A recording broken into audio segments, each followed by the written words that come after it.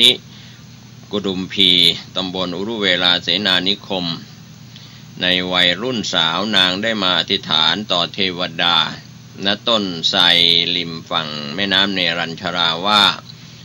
หากข้าพเจ้าได้ไปสู่สกุลที่มีชาติเสมอกันแล้วหนึ่งได้บุตรคนแรกเป็นชายแล้วหนึ่งจะถวายข้าวปายาตแก่ท่านหมายถึงข้าวที่หุงด้วยนมสดในสมัยนั้นก็เวลาผ่านไปนางก็มีครอบครัวและได้บุตรชายคนแรกสมประสงค์แล้วทั้งสองประการเมื่อได้โอกาสกลับมายังอุรุเวลาเสนานิคมนางจึงคิดจะกระทำพรีกรรมในวันเพ็ญเดือน6เช้าวันนั้นนะครับท่านผู้ฟังขณะที่นางกำลังหุงข้าวปายาตได้สั่งให้ทาสีออกไปทำความสะอาดบริเวณต้นไทรเพื่อจะกระทำพรีกรรมทาสีออกไปเห็นพระโพธิสัตว์ประทับนั่งอยู่ที่โคนต้นไทรนั้นแล้วมีรัศมีสว่างไสวจึงรีบกลับไปบอกนางสุชาดานางสุชาดาฟังแล้วก็คิดว่าวันนี้เทวดาคงลงมารับพรีกรรมของนางด้วยตนเองเป็นแน่ก็บังเกิดความปีติโสมนัสยิ่งนักรีบนำถาดทองบรรจุข้าวปายาตจนเต็มครอบด้วยถาดทองอีกใบหนึ่งใช้ผ้าขาวสะอาดคลุมยกถาดนั้นเทินไว้บนศีรษะมือถือคนโทน้ำรีบออกไปยังต้นไทรโดยเร็วนางเห็นพระโพธิสัตว์ประทับอยู่ก็ยิ่งเกิดความปีติอิ่มใจน้อมกายเข้าไปถวายถาดข้าวปายาตพร้อมทั้งคนโทน้ำก็กล่าวว่าขอท่านจงรับพรีกรรมที่นำมาถวายนี้เถิดความหวังของดิฉันสำเร็จแล้วฉันใดแม้ความหวังของท่านก็จงสำเร็จฉันนั้นนางสุชาดาถวายข้าวปายาตพร้อมทั้งถาดทองซึ่งมีราคาตั้งแสนแล้วก็หลีกไปนะครับก็คิดว่าเป็นเทวดาเห็นพระโพธิสัตว์หลังจากนั้นพระโพธิสัตว์ก็ลุกขึ้นจากที่ประทับนั่งกระทำประทักษิณต้นไทรแล้วก็ทรงถือถาดนั้นเสด็จไปยังฝั่งแม่น้ำเนรัญชราที่ท่าน้ำชื่อสุปฏิทิตะนะครับวางถาดลงเสด็จลงสงสนานเสร็จแล้วเสด็จไปประทับที่โคนต้นไม้ต้นหนึ่งก็ทรงแบ่งข้าวปายาตออกเป็น49ก้อนหนึ่งมีประมาณเท่าจาวตาลแล้วเสวยก็ข้าวปายาตทั้งหมดนี้เป็นพระกยาหารมื้อสุดท้ายก่อนตรัสรู้ได้เป็นอาหารอยู่49วันสำหรับพระโพธิสัตว์ผู้ตรัสรู้เป็นพระพุทธเจ้าขณะที่ประทับอยู่ณสัตตมหาสถานแห่งละ7วันรวมแล้วก็49วันพระโพธิสัตว์เสวยข้าวปายาตเสร็จแล้วเสด็จไปณริมฝั่งแม่น้ำทรงอธิษฐานว่าถ้าเราจะได้เป็นพระพุทธเจ้าในวันนี้ถาดทองนี้จงลอยทวนกระแสน้ำขึ้นไปหากไม่ได้เป็นถาดนี้ก็จงลอยไปตามกระแสน้ำแล้วก็ทรงวางถาดทองลงบนกระแสน้ำของแม่น้ำเนรัญชราถาดนั้นก็ได้ลอยทวนกระแสน้ำขึ้นไปจนถึงวังน้ำวนแห่งหนึ่งแล้วก็จมลงสู่ท้องน้ำพระโพธิสัตว์เสด็จกลับมาประทับอยู่ที่ป่าไม้สาระที่ริมฝั่งแม่น้ำเนรัญชราแล้วขณะนั้นสาระกำลังออกดอกบานสะพรั่งจนถึงเวลาเย็นก็เสด็จดำเนินไปยังต้นโพชื่ออัสสัทธะอันเป็นสถานที่ประทับเพื่อการตรัสรู้ขณะนั้นคนตัดหญ้าชื่อโสธิยะหาบหญ้าเดินสวนทางมาคิดว่าบรรพชิตรูปนี้คงต้องการที่นั่งจึงถวายหญ้ากุสะก็คือหญ้าคา8 กำพระองค์ทรงรับและอนุโมทนาแล้วเสด็จไปยังโคนต้นโพด้านทิศตะวันออกกระทำประทักษิณต้นโพทรงลาดหญ้าคา8 กำลงพื้นดิน ทันใดนั้นหญ้าคาก็กลายเป็นรัตนบัลลังก์ขึ้นมารองรับพระโพธิสัตว์ประทับบนรัตนบัลลังก์ทรงตั้งมหาปณิธานความตั้งใจยิ่งใหญ่ว่าแม้เนื้อและเลือดในกายของเราจะเหือดแห้งไปเหลือแต่หนังเอ็นกระดูกก็ตามหากเรายังไม่ได้บรรลุพระสัมมาสัมโพธิญาณเราจะไม่ลุกขึ้นจากบัลลังก์นี้นะครับท่านผู้ฟังอันนี้ก็เป็นการอธิษฐานบารมีของพระโพธิสัตว์ระหว่างนั้นวสวัตตีมาร ที่คอยติดตามขัดขวางเป็นมารมาโดยตลอดทราบความประสงค์ของพระโพธิสัตว์ก็ตั้งใจจะทำลายไม่ให้สำเร็จความปรารถนานี้จึงเรียกว่าจึงมารนั้นก็นำกองทัพมารเข้ามาจู่โจมพระโพธิสัตว์ผู้ประทับอยู่โคนต้นโพธิพฤกษ์ทุกทิศทางพญามารขี่ช้างคิริเมฆตัวสูงใหญ่ปรีเข้ามาเสียงโห่ร้องของทัพมารเหมือนเสียงแผ่นดินทรุดจนไม่มีผู้ใดสามารถดำรงอยู่ในที่นั้นได้ท้าวสกะเทวราชหนีไปยืนอยู่ที่ขอบจักรวาลท้าวมหาพรหมเสด็จขึ้นไปยังพรหมโลกแม้พญาการนาคราชก็ดำดินลงไปยังนาคพิภพเหลือแต่พระโพธิสัตว์ประทับนั่งอยู่บนรัตนบัลลังก์นั้นเพียงพระองค์เดียวแต่วสวัตตีมารก็ไม่สามารถจะทำให้พระโพธิสัตว์ตกพระทัยหนีไปได้แม้ด้วยฤทธิ์ของมารทั้ง9ประการมีลมมีฝนมีก้อนหินมีเครื่องประหารมีถ่านไฟแล้วก็เท่ารึงเป็นกองเท่าที่ไม่มีถ่านไฟแต่ยังร้อนระอุอยู่มีทรายมีโคลนแล้วก็ความมืดพญามารไม่สามารถจะเอาชนะพระโพธิสัตว์ได้ก็ครึ่งโกรธนะครับบังคับหมู่พลมารว่าพวกเจ้าจะหยุดอยู่ใยจงทำให้ติฏฐะให้ไม่เป็นติฏฐะทำให้ติฏฐะหนีไปให้จงได้ส่วนตนเองนั่งอยู่บนคอช้างคิริเมฆถือจักราวุธเข้าไปใกล้แล้วกล่าวว่าติฏฐะท่านจงลุกขึ้นบัลลังก์นี้ไม่ควรแก่ท่านบัลลังก์นี้ควรแก่เราพระโพธิสัตว์ก็ตรัสว่าบัลลังก์นี้เป็นบัลลังก์ที่ตรัสรู้ของพระโพธิสัตว์ทั้งหลายผู้ได้บำเพ็ญบารมีมาแล้วดังนั้นบัลลังก์นี้จึงไม่ควรแก่ท่านพญามารอดกลั้นกำลังแห่งความโกรธไว้ไม่ได้จึงขว้างจักราวุธใส่พระโพธิสัตว์จักราวุธนั้นคมมากสามารถตัดเสาหินให้ขาดไปได้เสมือนตัดหน่อไม้ไผ่แต่ขณะนั้นจักราวุธกลับกลายเป็นเพดานดอกไม้ตั้งอยู่บนเบื้องบนเหล่ามารจึงพากันปล่อยก้อนหินใหญ่ให้กลิ้งมาดังหาฝนโดยคิดว่าจะทำให้พระโพธิสัตว์ลุกจากบัลลังก์หนีไปแต่ก้อนหินเหล่านั้นก็กลายเป็นดอกไม้ตกลงมายังภาคพื้นดินอีกนะครับท่านผู้ฟังบรรดาเทวดาทั้งหลายที่หนีไปยืนอยู่ขอบจักรวาลต่างเฝ้าแลดูแล้วก็คิดกันว่าเจ้าชายสิทธัตถะจะทรงกระทำอย่างไรหนอนะครับพญามารถามว่าสิทธัตถะในเวลาที่ท่านให้ทานผู้ใดเป็นสักขีพยานพระโพธิสัตว์ก็ตรัสว่าในที่นี้เราไม่มีผู้ใดที่มีจิตใจจะเป็นสักขีพยานให้ได้ทานที่เราให้แล้วในอัตภาพอื่นจงยกไว้เอาแต่เพียงทานที่ให้ในอัตภาพที่เราเป็นพระเวสสันดรเราได้ให้สัตตะสดกมหาทานปฐพีอันหนาทึบนี้แม้จะไม่มีจิตใจก็เป็นสักขีพยานแก่เราได้ตรัสดังนี้แล้วก็ทรงเหยียดพระหัตถ์ขวาชี้ลงตรงมหาปฐพีนะครับก็เป็นส่วนหนึ่งซึ่ง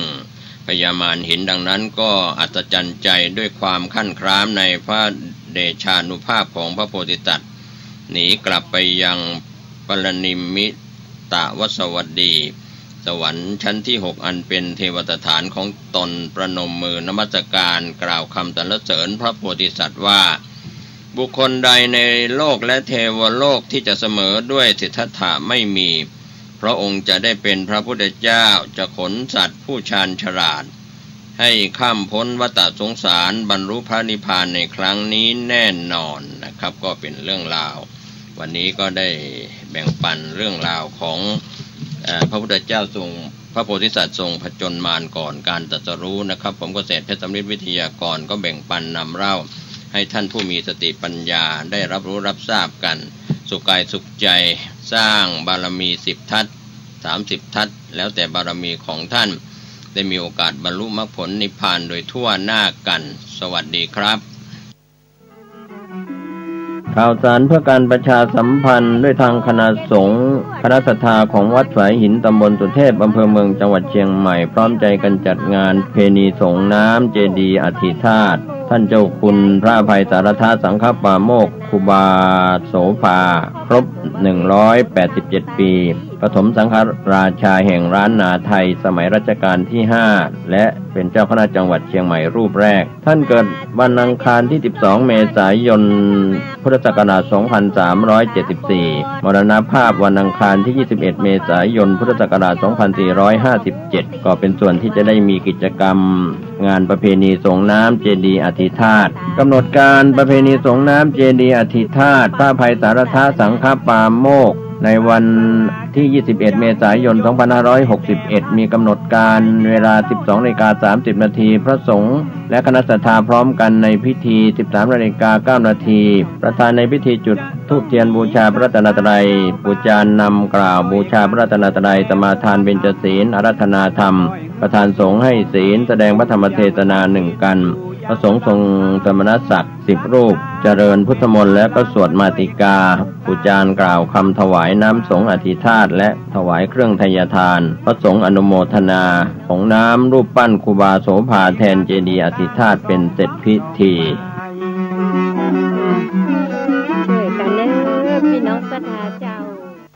ข่าวสารเพื่อการประชาสัมพันธ์ขอเชิญร่วมงานมหากุศลพิธีถวายทานพระเจดีย์พร้อมอัญเชิญพระพุทธรูปขึ้นประดิษฐานบนพระเจดีย์ธาตุเจ้าดั่งใจชัยสถานและงานทำบุญอายุวัฒนมงคล64 ปี41 พรรษาของพระครูประภัชชัยคุณเจ้าอาวาสวัดชัยสถานป่าเศร้าน้อยเจ้าคณะตำบลสันปุเรยเขต 2อำเภอดอยสะเก็ดจังหวัดเชียงใหม่วันอาทิตย์ที่8 เมษายน 2561 เวลา 13:11 นาทีงานบุญนี้เริ่มตั้งแต่วันที่1 เมษายนจนถึง8 เมษายน 2561 เชิญท่านร่วมงานที่วัดชัยสถานป่าเศร้าน้อยตำบลสันปุเรยอำเภอดอยสะเก็ดจังหวัดเชียงใหม่ได้บุญได้กุศลร่วมบุญอนุโมทนาโดยทั่วหน้ากันขอเชิญผู้มีจิตศรัทธาร่วมงานบวงสรวงพุทธาภิเษกปฐมสมโภชพระชยมงคลหลังช้างนเรศวรณวัดพระธาตุอู่แก้วจามเทวีตำบลฮอดอำเภอฮอดจังหวัดเชียงใหม่ในวันที่ 6-8 เมษายนนี้ 6 เมษายนเวลา 9 นาฬิกาถวายขันดอกเสาหลักเมืองฮอดเมืองพิสดารนครเวลา 19 นาฬิกาทำพิธีบวงสรวงเสาหลักเมืองน้อมรำลึกคุณบูรพกษัตริย์และสวดมนต์7 เมษายนเวลา 20 นาฬิกานิมนต์พระสงฆ์เจริญพุทธมนต์เวลา 21 นาฬิกาพระสงฆ์แสดงธรรมเทศนาและปฐมสมโภชพุทธาภิเษกพระชยมงคลหลังช้างนเรศวรตอนกลางคืนมีการกวนข้าวมัทุป่ายาวันที่ 8 เมษายนเวลา 6 นาฬิกาศรัทธาญาติธรรมร่วมทำบุญตักบาตรเวลา 9 นาฬิกานิมนต์พระสงฆ์เจริญพระพุทธมนต์และทำพิธีบรรจุวัตถุมงคลในองค์พระชยมงคลหลังช้างนเรศวรเวลา 14 นาฬิกาทอดผ้าป่าสามัคคีและเวลา 19 นาฬิกาทำพิธีบวงสรวงพระชยมงคลหลังช้างนเรศวรและสวดมนต์ทางวัดจึงขอเจริญพรญาติธรรมผู้มีจิตศรัทธาร่วมกันประกอบพิธีดังกล่าวและขอเชิญร่วมกันเป็นเจ้าภาพจัดเลี้ยงโรงทานแก่สาธุชนที่มาร่วมบุญในวันที่ 8 เมษายน 2561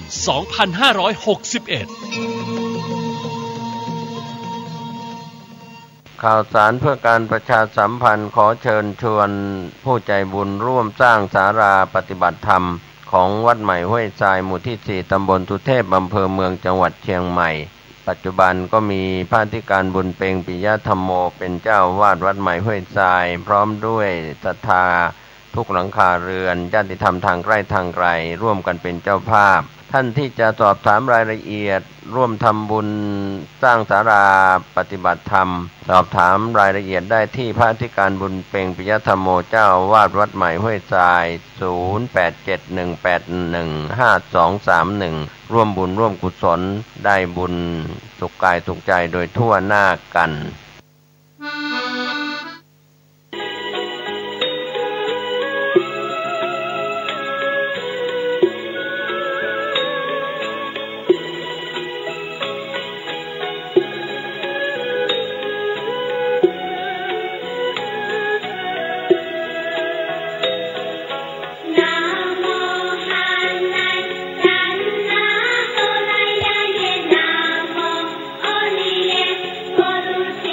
สวัสดีครับท่าน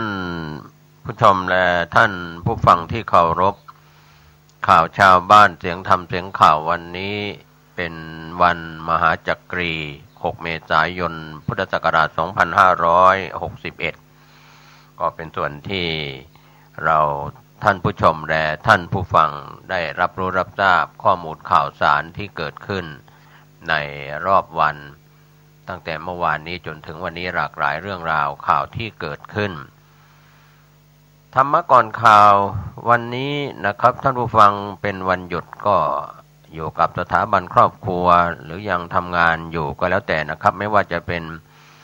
ราชการรัฐวิสาหกิจภาคเอกชนประชาชน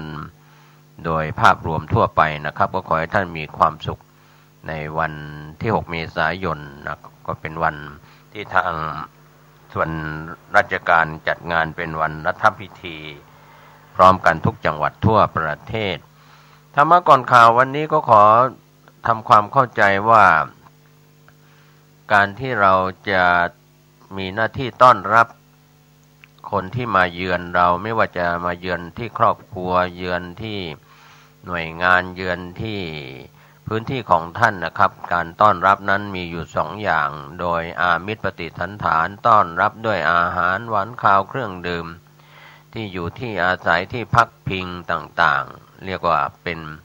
ส่วนของบริการท่องเที่ยวแต่การบริการท่องเที่ยวนั้นหวังผลตอบแทน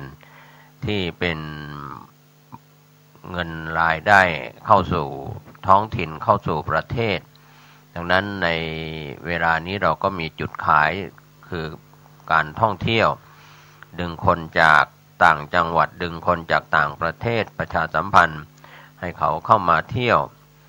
ในท้องถิ่นในพื้นที่ในแต่ละภูมิภาคมากยิ่งขึ้นนะครับก็ถือว่ากระทรวงการท่องเที่ยวนั้นก็มีบทบาทในการที่จะชักนำคนเข้าสู่ท้องถิ่นก็ก่อเกิดรายได้แต่การต้อนรับในปฏิสันถานทางพระพุทธศาสนานั้นคืออามิตรปฏิสันถานต้อนรับกันตามอัตภาพนะครับไม่ใช่เลี้ยงดูปูเสือจน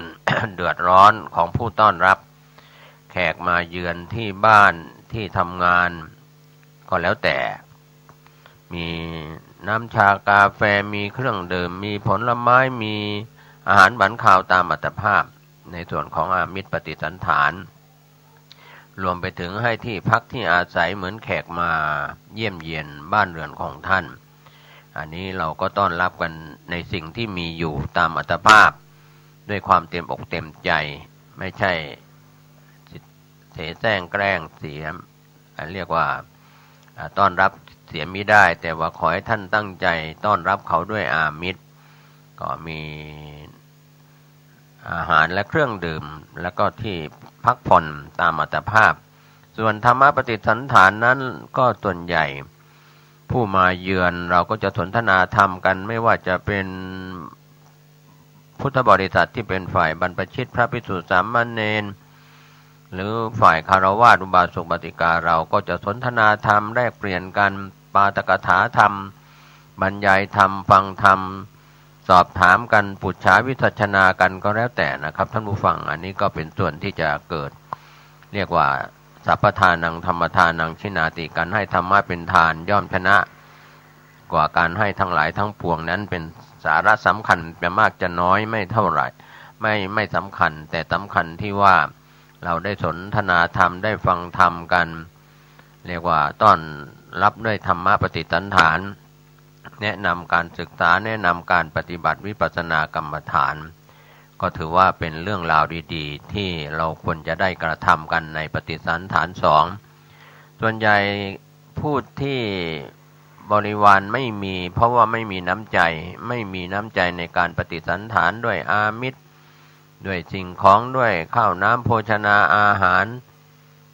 ก็เมื่อไม่มีน้ำใจก็เกิดการหวงแหนเป็นความมัจฉริยะหวงแหนตระหนี่ถี่เหนียวหรือว่าภาษาล้านนาว่าคิจินั่นนะครับแม้แต่ผู้ที่ศึกษาธรรมปฏิบัติธรรมก็หวงธรรมไม่แสดงธรรมไม่บรรยายธรรมก็ทำให้ธรรมะเป็นอันตรธานทำให้เสื่อมสูญได้ดังนั้นทั้งอามิตรและก็ธรรมะปฏิสันฐานก็จะก่อเกิดประโยชน์ถ้าเราใช้ให้เกิดประโยชน์ในเรื่องของการปฏิสันฐานที่ดีที่งามนะครับก็ฝากไว้เป็นธรรมะก่อนข่าวในวันนี้ก่อนเข้าข่าวมีงานประชาสัมพันธ์ที่ฝากกันเข้ามางานไหว้สาสการะครบรอบ722ปีการสร้างเมืองเชียงใหม่11เมษายนเวลา 8:09 น.จัดพิธีขึ้นเท้าทั้ง4ตั้งแต่ช่วงเช้า 9 นาฬิกาถึง 17 นาฬิกาก็เปิดโอกาสให้ประชาชนร่วมงานกล่าวต้อนรับผู้ที่มาในงานโดยนายธานินทร์ สุภาแสนอดีตผู้ว่าราชการจังหวัดเชียงใหม่อดีตผู้ว่าราชการจังหวัดลำปางจนถึงเย็นของวันที่ 11-18 นาฬิกาก็เลี้ยงอาหารแบบขันโตกถัดไปอีก1วัน12 เมษายนก็จัดขบวนแห่ช่วง 7:30 นาทีจากพระบรมราชานุสาวรีย์3กษัตริย์ไปถึงข่วงหอคำพญามังรายมหาราชก็มีพิธีบวงสรวงพญามังรายมหาราชผู้สร้างเมืองเชียงใหม่พร้อมกับพระสหายพ่อขุนรามคำแหงมหาราชพญางำเมืองจากพะเยาในสมัยอดีตซึ่งทั้ง3พระองค์นั้นเป็นพระสหายการสร้างเมืองเชียงใหม่10 นาฬิกาพระสงฆ์10รูปสวดพุทธมนต์ทักษิณานุปทานอุทิศส่วนกุศลถวายดวงพระวิญญาณพญามังรายมหาราชแล้วก็บุรพกษัตริย์บรรพชนผู้สร้างเมืองเชียงใหม่จนครบ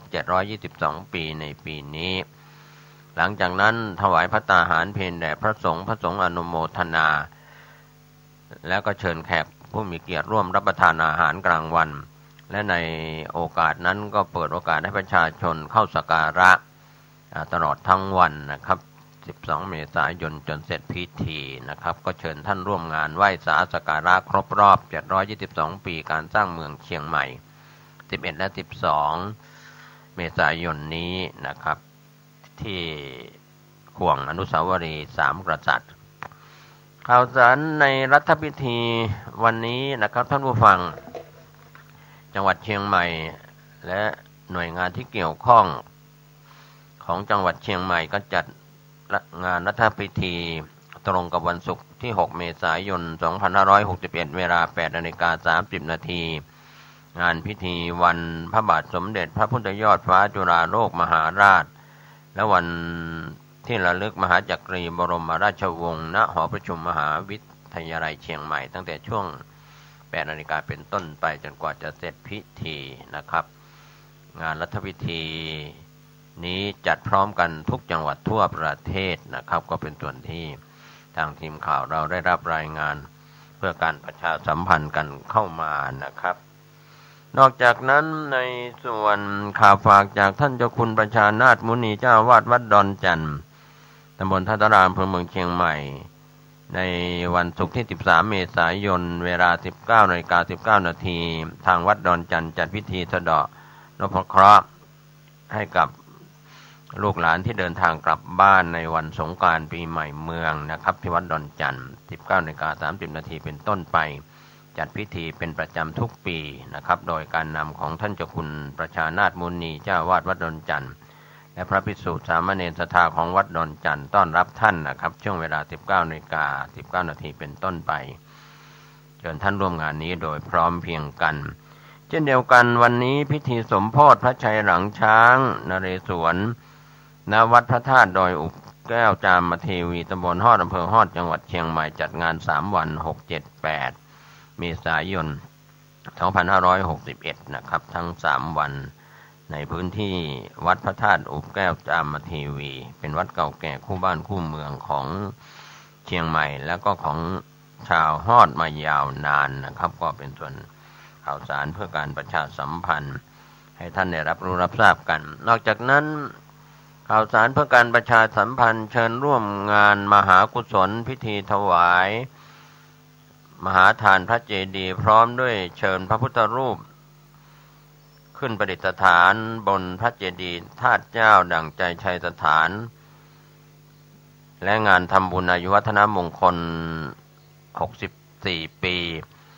40 พรรษาของพระครูประภัชชัยคุณเจ้าวาดวัดชัยสถานป่าเศร้าน้อยเจ้าคณะตำบลสันปุไรเขต2อำเภอดอยสะเก็ดจังหวัดเชียงใหม่นะครับจัดงานในวันสุดท้ายวันอาทิตย์ที่8 เมษายน 2561 เวลา 13 นาฬิกาเป็นต้นไปเชิญท่านร่วมงานนะครับส่วนวันที่1 ถึง 5 เมษายนนั้นก็มีกิจกรรมทุกช่วงเย็นและค่ำ 19 นาฬิกาพิธีไหว้พระเจริญพุทธมนต์พระธรรมจักรปวัตนสูตรนะครับก็สมโภชพระพุทธรูปที่จะประจำองค์พระเจดีย์4 องค์ของพระธาตุวัดชัยสถานป่าเศร้าน้อยและพระพุทธรูปสิงห์หนึ่งเชียงแสนปางประจำวันเกิดที่แกะสลักจากไม้ขนุนพร้อม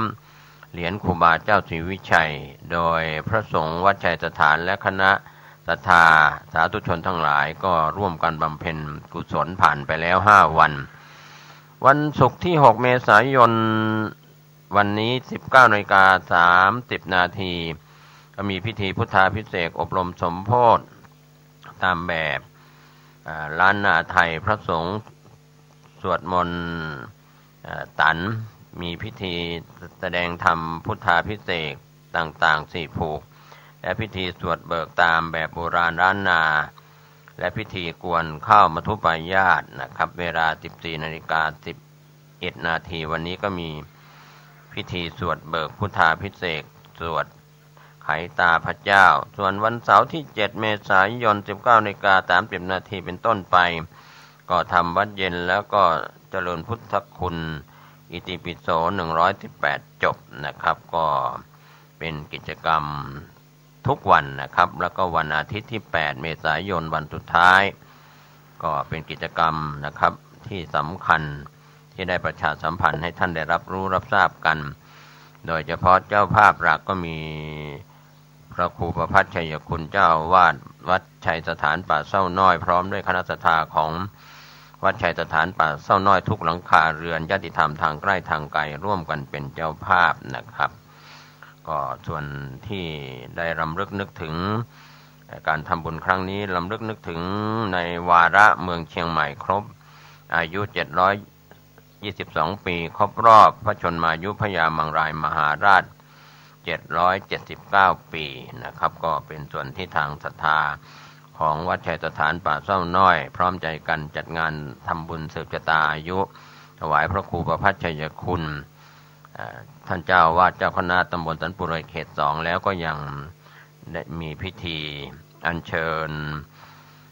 พระพุทธรูปประดิษฐานที่พระเจดีย์ธาตุเจ้าดั่งใจชัยสถานทั้ง4 องค์ในมุขพระธาตุเจดีย์ก็ได้รับเมตตาธรรมจากพระเดชพระคุณพระพรหมมงคลไฟปัตนาหลวงปู่ทองจากวัดพระธาตุสีจอมทองวรวิหารเดินทางมาเป็นประธานสงฆ์เป็นประธานพิธีในวันอาทิตย์ที่8 เมษายนนี้ก็เป็นข่าวสารเพื่อการประชาสัมพันธ์บอกกล่าวให้ท่านได้รับรู้รับทราบกันวันนี้ข่าวแรกวันนี้เริ่มกันที่รัฐมนตรีประจำสำนักนายกรัฐมนตรีรับฟังวิสัยทัศน์การพัฒนาการศึกษาวิทยาลัยแม่ฮ่องสอนนะครับโดยผู้สื่อข่าวรายงานจากแม่ฮ่องสอนเมื่อวานนี้ช่วงบ่ายนายกอบศักดิ์ภูตระกูลรัฐมนตรีประจำสำนักนายกรัฐมนตรีพร้อมคณะมีนายสืบศักดิ์เอี่ยมวิจารณ์ผู้ว่าราชการจังหวัดแม่ฮ่องสอนรองผู้ว่าราชการจังหวัดคณบดีวิทยาลัย แม่ฮ่องสอนหัวหน้าส่วนราชการให้การต้อนรับรัฐมนตรีลงพื้นที่ที่วิทยาลัยแม่ฮ่องสอนก็มีการนำเสนอโครงการเร่งด่วนต่อรัฐมนตรีประจำสำนักนายกรัฐมนตรีก็มีโครงการขยายพื้นที่จัดการศึกษาเพิ่มเติมโครงการก่อสร้างศูนย์เรียนรู้ชุมชนปางหมูห้องสมุดไอทีโครงการขยายการจัดการศึกษาสาขาวิชาการพยาบาลโครงการจัดหาครุภัณฑ์ห้องปฏิบัติการวิทยาศาสตร์เพิ่มเติมโดยทางรัฐมนตรีประจำสำนักนายกรัฐมนตรีนายกอบศักดิ์ภูตระกูลก็กล่าวเสนอโครงการเพิ่มเติมว่าทางวิทยาลัยแม่ฮ่องสอนนั้นควรจะต้องศึกษารายละเอียดแล้วก็ดำเนินโครงการให้เป็นไปตามที่วางไว้นะครับก็เป็นข่าวจากจังหวัดแม่ฮ่องสอนส่วนจังหวัดเชียงใหม่ใช้มาตรการป้องกันและลดอุบัติเหตุทางถนนช่วงเทศกาลสงกรานต์ขับรถมีน้ำใจรักษาวินัยจราจรหวังลดจำนวนผู้เสียชีวิตให้น้อยที่สุดนะครับก็เป็นบรรยากาศช่วงเช้าเมื่อวานนี้ที่สารกลางจังหวัดเชียงใหม่นายประวิน จำนิประสาทผู้ว่าราชการจังหวัดเชียงใหม่ก็ประชุมคณะกรรมการศูนย์อำนวยการความปลอดภัยทางถนนของเชียงใหม่ครั้งที่ 1/2561 ก็มีการเน้นขับรถมีน้ำใจรักษาวินัยจราจรช่วง7 วันอันตรายก็เริ่มตั้งแต่11 ถึง 17 เมษายนนี้โดยวันที่ 10 เมษายนนั้นจะมีพิธีปล่อยแถวระดมกวาดล้างอาชญากรรมยาเสพติดจราจรสร้างความปลอดภัยให้กับนักท่องเที่ยวในช่วงเทศกาลสงกรานต์ปีนี้ที่ลานประตูท่าแพหรือขวงประตูท่าแพนะครับก็เป็นการพยายามให้นโยบายให้มีอุบัติเหตุผู้เสียชีวิตและบาดเจ็บให้น้อยที่สุดนะครับในการให้นโยบายในภาพรวมของจังหวัดเชียงใหม่จากพ่อเมืองเชียงใหม่ศูนย์เรียนรู้การพัฒนาสตรีและครอบครัวเฉลิมพระเกียรติ 72 พรรษาบรมราชินีนาถจังหวัดลำพูนส่งเสริมให้ประชาชนผู้สนใจด้านการประกอบอาชีพสร้างรายได้ให้กับตนเองและครอบครัวนะครับเป็นบรรยากาศที่ศูนย์เรียนรู้การพัฒนาสตรีและครอบครัวเฉลิมพระเกียรติ 72 พรรษาบรมราชินีนาถจังหวัดลำพูนก็จัดพิธีมอบวุฒิบัตรกับผู้ผ่านการฝึกอบรมวิชาชีพในพื้นที่ภาคเหนือ540 คนไปแล้วนะครับก็มีทั้งหมด8รุ่นนะครับที่ได้รับวุฒิบัตรมีจังหวัดเชียงใหม่จำนวน3รุ่นจังหวัดตาก3รุ่นและจังหวัดแม่ฮ่องสอน4รุ่นรวมทั้งหมด18รุ่น540คนนะครับก็พัฒนาสตรีให้มีอาชีพมีงานทำก็เป็นเรื่องราวที่ดีนะครับภาพลักษณ์ที่ดี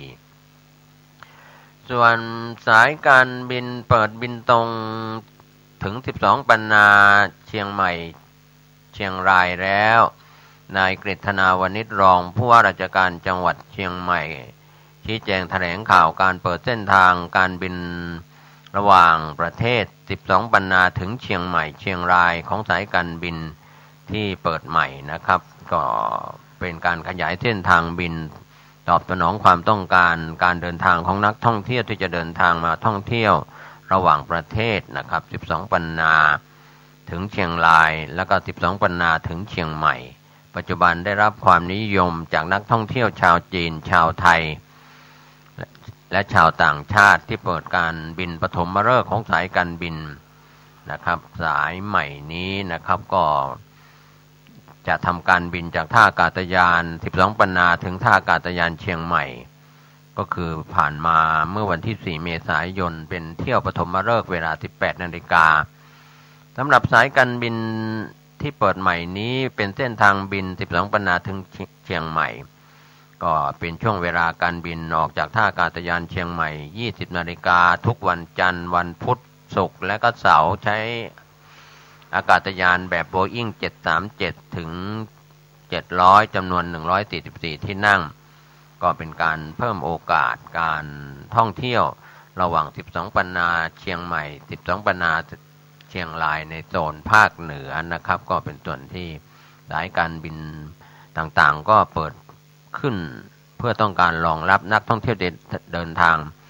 เข้าออกระหว่างประเทศได้เพิ่มมากยิ่งขึ้นนะครับพะเยาหารือเตรียมจัดงานเกษตรแฟร์อาหารปลอดภัยเทศกาลลิ้นจี่ของดีเมืองพะเยาช่วงบ่ายเมื่อวานนี้ที่สารกลางจังหวัดพะเยานายวุฒิชัยสาวโกมุตรองผู้ว่าราชการจังหวัดพะเยาประชุมหารือจัดกิจกรรมงานเกษตรแฟร์งานลิ้นจี่ของดีจังหวัดพะเยาปีนี้ก็มีหน่วยงานที่เกี่ยวข้องไม่ว่าจะเป็นภาคเอกชนเกษตรกรชาวสวนลิ้นจี่เข้าร่วมหารือก็ต้องการที่จะส่งเสริมสนับสนุนให้การระบายผลผลิตลิ้นจี่ออกสู่ท้องตลาดไม่ผ่านพ่อค้าคนกลางนะครับก็เป็นความต้องการแก้ไขปัญหาผลผลิตราคาลิ้นจี่ราคาตกต่ำด้วยนะครับในปีนี้ก็ประชุมเตรียมการไว้ล่วงหน้านะครับก็เป็นส่วนที่ผู้สื่อข่าวได้รายงานกันเข้ามาจังหวัดน่านจัดพิธีบวงสรวงพระเจ้าสุริยพงศ์ผลิตเดชเนื่องในวันคล้ายวันพิราลัยครบรอบ100 ปีผู้ว่าราชการจังหวัดน่านพร้อมด้วยทายาทลูกหลานพระเจ้าสุริยพงศ์ข้าราชการพ่อค้าประชาชนทุกหมู่เหล่าจัดพิธีบวงสรวงพระอนุสาวรีย์พระเจ้าสุริยพงศ์ผลิตเดชอดีตเจ้าผู้ครองนครน่านเพื่อแสดงถึงความกตัญญูกตเวทีที่เป็นบรรยากาศช่วงเช้าเมื่อวานนี้ที่บริเวณหน้าพิพิธภัณฑ์สถานแห่งชาติน่านนายไพศาลวิมลรัตน์ผู้ว่าราชการจังหวัดน่านพร้อมด้วยทายาทลูกหลานพระเจ้าสุริยพงศ์ข้าราชการพ่อค้าประชาชนทุกหมู่เหล่าทำพิธีบวงสรวง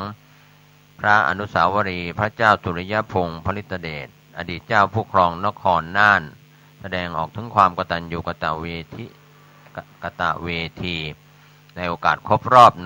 100 ปีวันคล้ายวันถึงแก่พิราลัยของพระเจ้าสุริยพงศ์ผลิตเดชอดีตเจ้าผู้ครองนครน่านองค์ที่63ณอนุสาวรีย์พระเจ้าสุริยพงศ์ผลิตเดชพิพิธภัณฑ์สถานแห่งชาติน่านอำเภอเมืองน่านจังหวัดน่านนะครับก็เป็นเรื่องราวที่เกิดขึ้นในพื้นที่ของจังหวัดน่านนะครับท่านผู้ฟังก็หลากหลายเรื่องราวข่าวที่เกิดขึ้นส่วนจังหวัดแพร่จัดโครงการบรรพชาอุปสมบทพระภิกษุสามเณรภาคฤดูร้อนเฉลิมพระเกียรติช่วงเช้าเมื่อวานนี้ที่วัดพระบาทมิ่งเมืองวรวิหารอำเภอเมืองแพร่จังหวัดแพร่พระเดชพระคุณพระราชเขมากรเจ้าอาวาสวัดพระบาทมิ่งเมืองวรวิหารเจ้าคณะจังหวัดแพร่เป็นประธานฝ่ายสงฆ์นายพงษ์รัตน์พิรมรัตน์ผู้ว่าราชการจังหวัดแพร่เป็นประธานฝ่ายคฤหัสถ์ก็จัดพิธีบรรพชาอุปสมบทพระภิกษุสามเณรภาคฤดูร้อนประจำปี 2561 นะครับก็เป็นมียอดรวมพระภิกษุ44 รูปสามเณร21 รูปรวมทั้งพระภิกษุและสามเณร65 รูปนะครับก็เป็นส่วนที่เป็นการบรรพชาอุปสมบทหมู่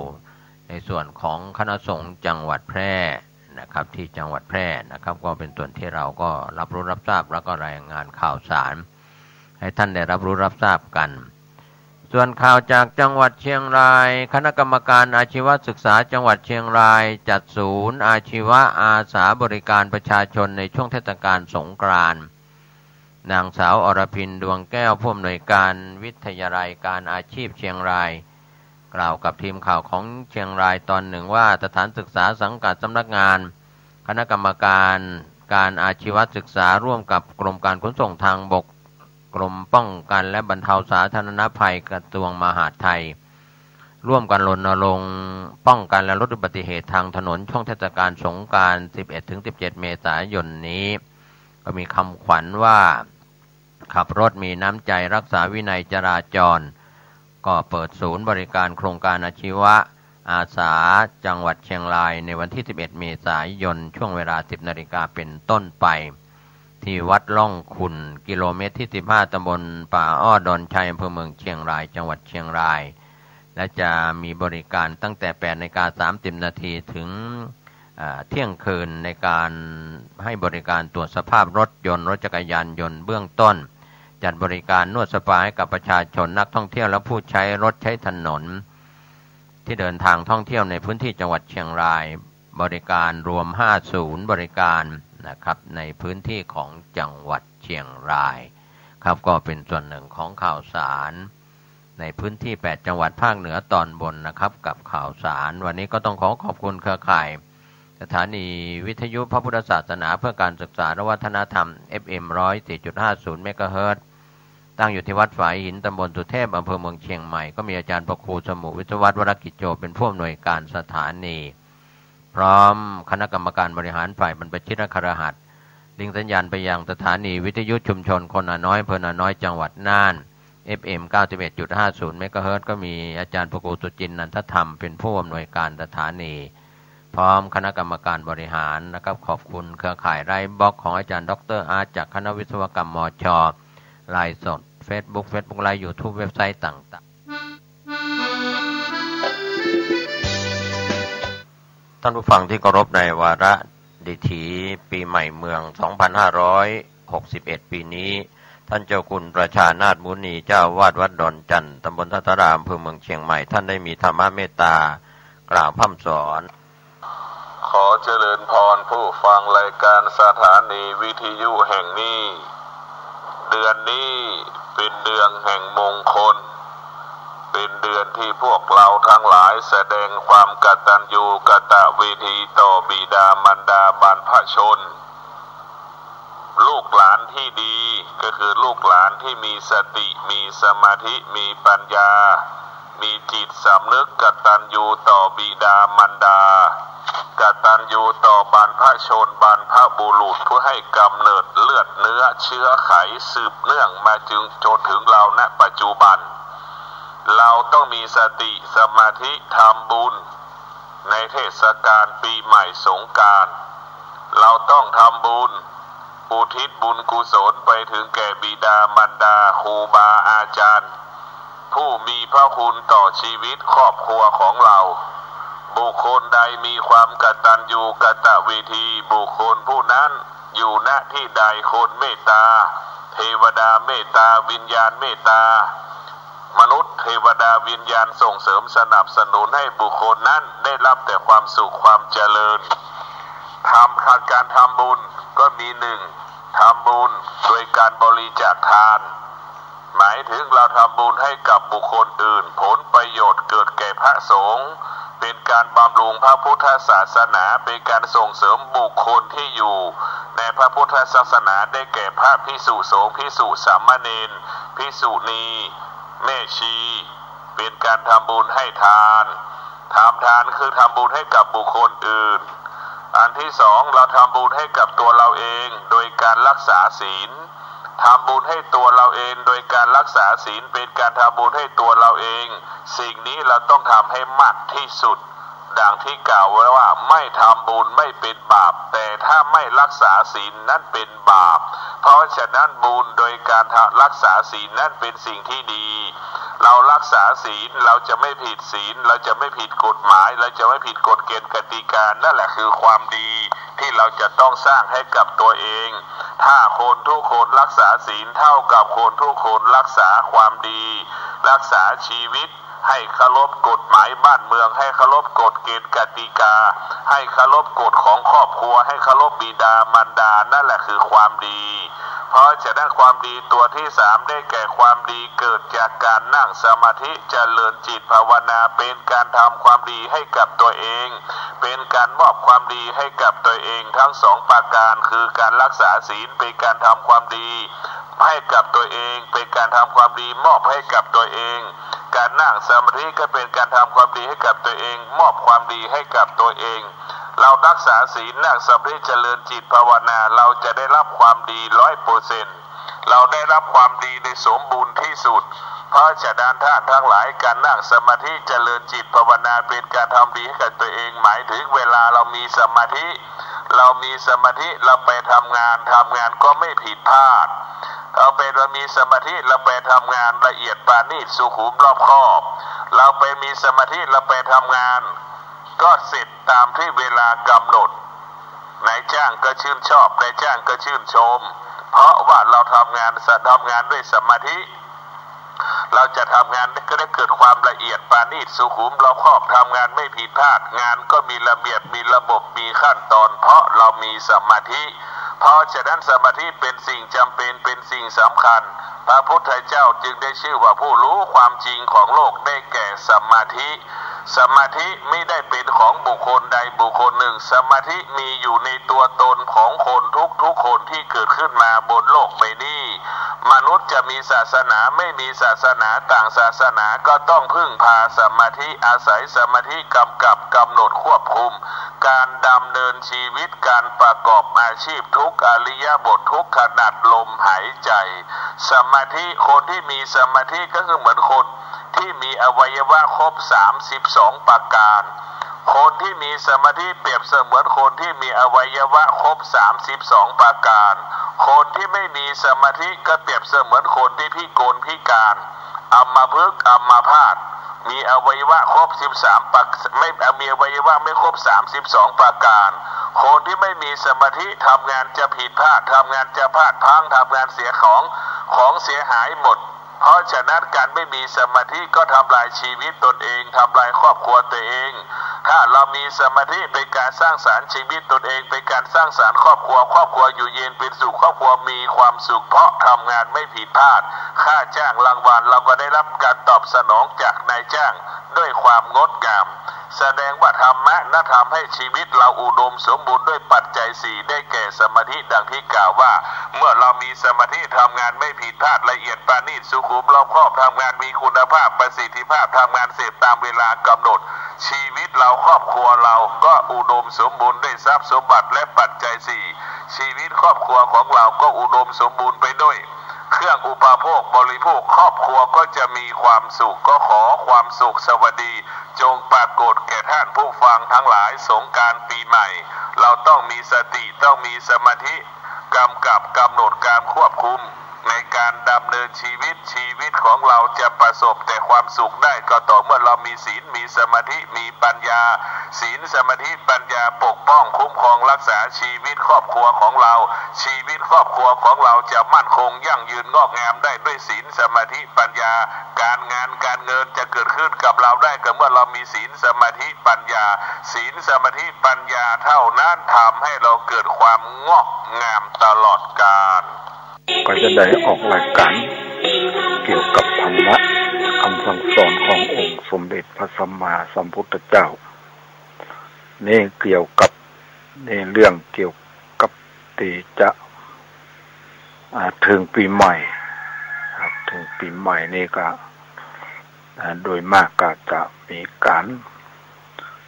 ทำบุญสุนทานกัน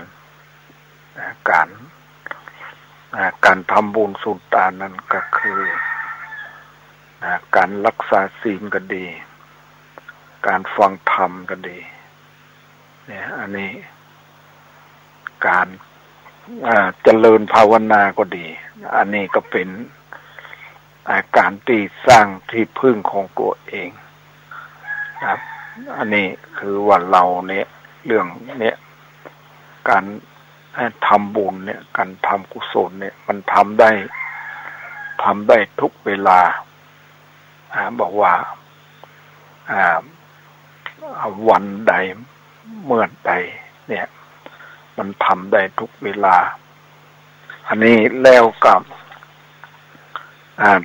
โดยมากที่มีงานเปิดว่างานปีใหม่เนี่ยมักจะมีการฟังธรรมนี่ก็อย่างธรรมเนี่ยโลกาวุธิก็ดีเนี่ยนะโลกมีความเจริญโลกมีความเจริญนั้นอย่างใดเนี่ยอันนี้ในธรรมโลกาวุธิเป็นบางตอนนะน้ำพยาเนี่ยคืออันว่าบุคคลผู้ใดคือว่าข้าหัดและนักบวชก็ดีมีจีจวนเป็นโตนมีเต้าพญาเสนาอามาตย์เป็นประธาน แม้นว่าเศรษฐีก็ดีมีใจใสศรัทธาเอาพระพุทธเจ้าเป็นติเปิ้งด้วยบทว่ามหาโคลัตตโนโลเกสังสาเลนโตปิตะละยังสัพพสัตตะอาสัพพสัตตะนวาอุปปังปนะมามิธัมมังอาหังวันตามิสิละสาสัพปตาดังนี้ไปไกลๆก็หากจักได้โป้นจากอันยังกังวลโอนตรายต่างหลายตั้งแต่ปัจจุบันนะนี้ตลาบต่อเต่าถึงนิพพานเจ้าบ่อยาดจะและสังโฆวิสุทโธวัลละตะคินนโยสันตินทลิโยสัพพะอวัลละปะหิโนกุณเนหิอเนเกหิสมิทธิปัตโตอนาสโวตังปนะมามิสังขังสังโฆอันว่าพระอาสังฆเจ้าตนบริสุทธิ์ด้วยศีลสมาธิปัญญาอันเป็นสาวกะแห่งพระพุทธเจ้าอันมีอินทรีย์หากลำงับดีนักหันพละต่อหน้าอันเป็นบูญเป็นกูลเพื่อสมฤทธิด้วยอายุมันยืนยาวประกอบไปด้วยเข้าของเงินขามจ้างมาค่าโคนมนตรีไฟฟ้าค่าเมืองเหลือกว่าเต้าพญาเสนาอามาตย์ในจุมปูนี้ทลับต่อเต้าถึงนิพพานอาหังอันว่าข้าวันตามิกบไวสังขังอย่างพัดสังขัดเจ้าอันหาสงสัยบทได้ศีลาสาด้วยหัวแห่งข้าและโยพุทธันจะธรรมันจะสังขันจะสรนังกัตโตอาหังอันว่าข้าก็ถือเอาพระพุทธเจ้าพระธรรมเจ้าพระสังฆเจ้าเป็นติเปิ้งแก่ข้าติลัตตนังยังแก้วทั้งสามจุงผู้ข้าปล่อยโป้นจากยังทุกข์และภัยยะกังวลโอนตรายต่างๆส่วนทุกข์ไล่เข็นใจตั้งมวลขออย่าให้ได้มีแก่ข้าอุปสกกะอุปสิกาทั้งหลายตั้งแต่ปัจจุบันอันนี้ตลาบต่อเต่าหลอดนิพพานอิตังโลกังอันว่าโลกอันนี้มูลจิตสามิจุงปล่อยโป้นอย่างสัพพทุกตั้งมวลแห่งผู้ฆ่าตั้งหลายแด่เตอะปัลลังไปนาแต่นานจุงโป้นจักกรรมอาเวนด้วยดีจุงมีแก่ญาติกาสัมปันทะวงศาอันมากจุงประกอบด้วยมิตรสหายมียาวเรือนอันกว้างขวางประกอบไปด้วยเข้าของเงินขามอันมากกว่าโกดกว่าล้านเตอะเหตุดังอันอาหังอันว่าข้าวันตามิก็ไหวยังกูลแห่งพระพุทธเจ้าพระธรรมเจ้าพระสังฆเจ้าทั้งหลายจุงเป็นตีเปิ้งตั้งแต่จาตินี้ตลาดต่อเต่าหลอดมหาเนรปานเจ้าจะและตะโตทัดแต่นนั้นเล่าจุงจักให้ได้อย่างชีวิตด้วยอันคาล่ำเปิงกึดใจถึงอย่างพระพุทธเจ้า พระธรรมเจ้าพระสังฆเจ้าตั้งหลายฝูงนานแม่นดังลือก็จุงให้ข้าประกอบด้วยชีวิตและกำลัง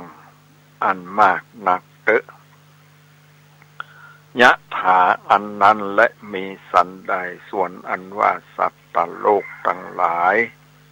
ตั้งยิงใจอันตวนเตียวไปมาในวัฏสงสารอยู่ใจจุงอาจักให้มีชีวิตจิตใจอันยืนยาวทุกจาติอย่าได้ประมาทในธรรมตั้งมวล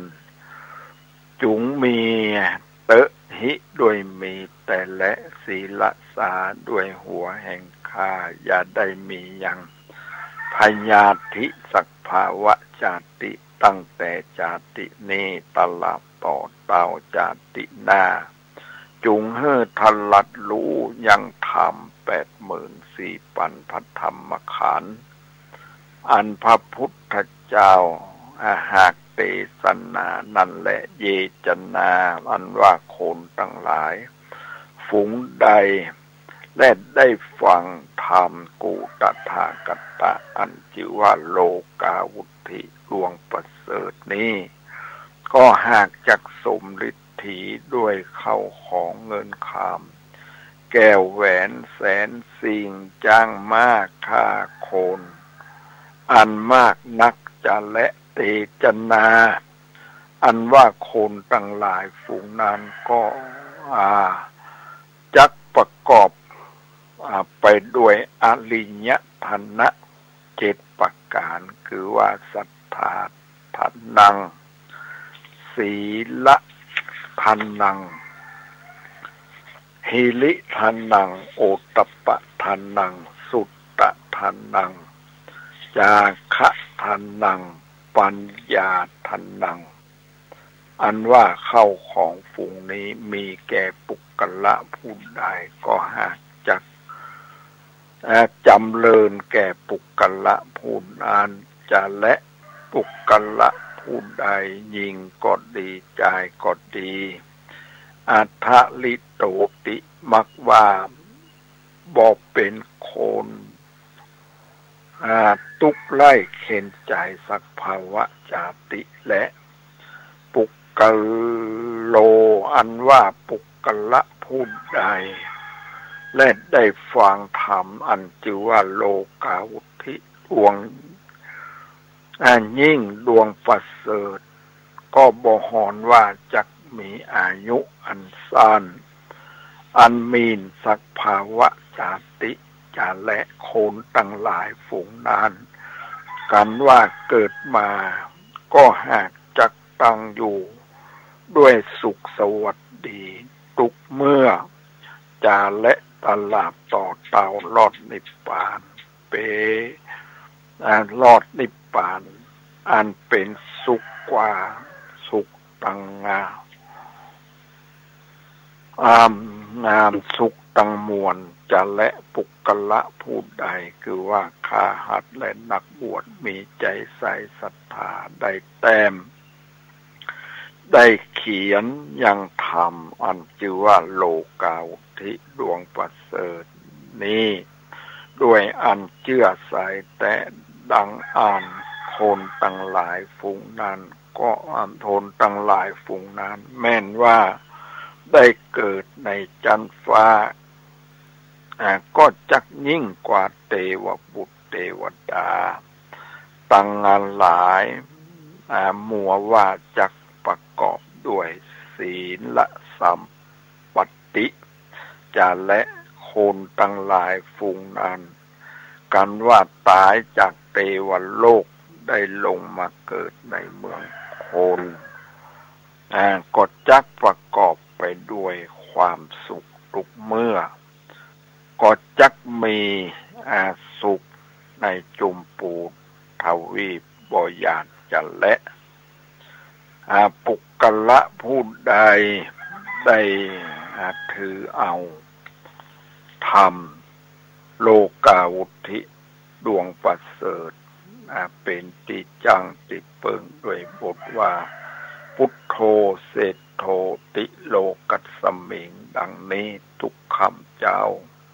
เอาเป็นกรรมฐานดังอ่านอันว่าคนทั้งหลายฝูงนั้นตะลิโตตาสิก็บ่จักได้เป็นข้าตันสักภาวะจาติกอดเตี้ยงจักได้เป็นเจ้าแก่ตันตั้งหลายทุกภาวะจาติวัตตะ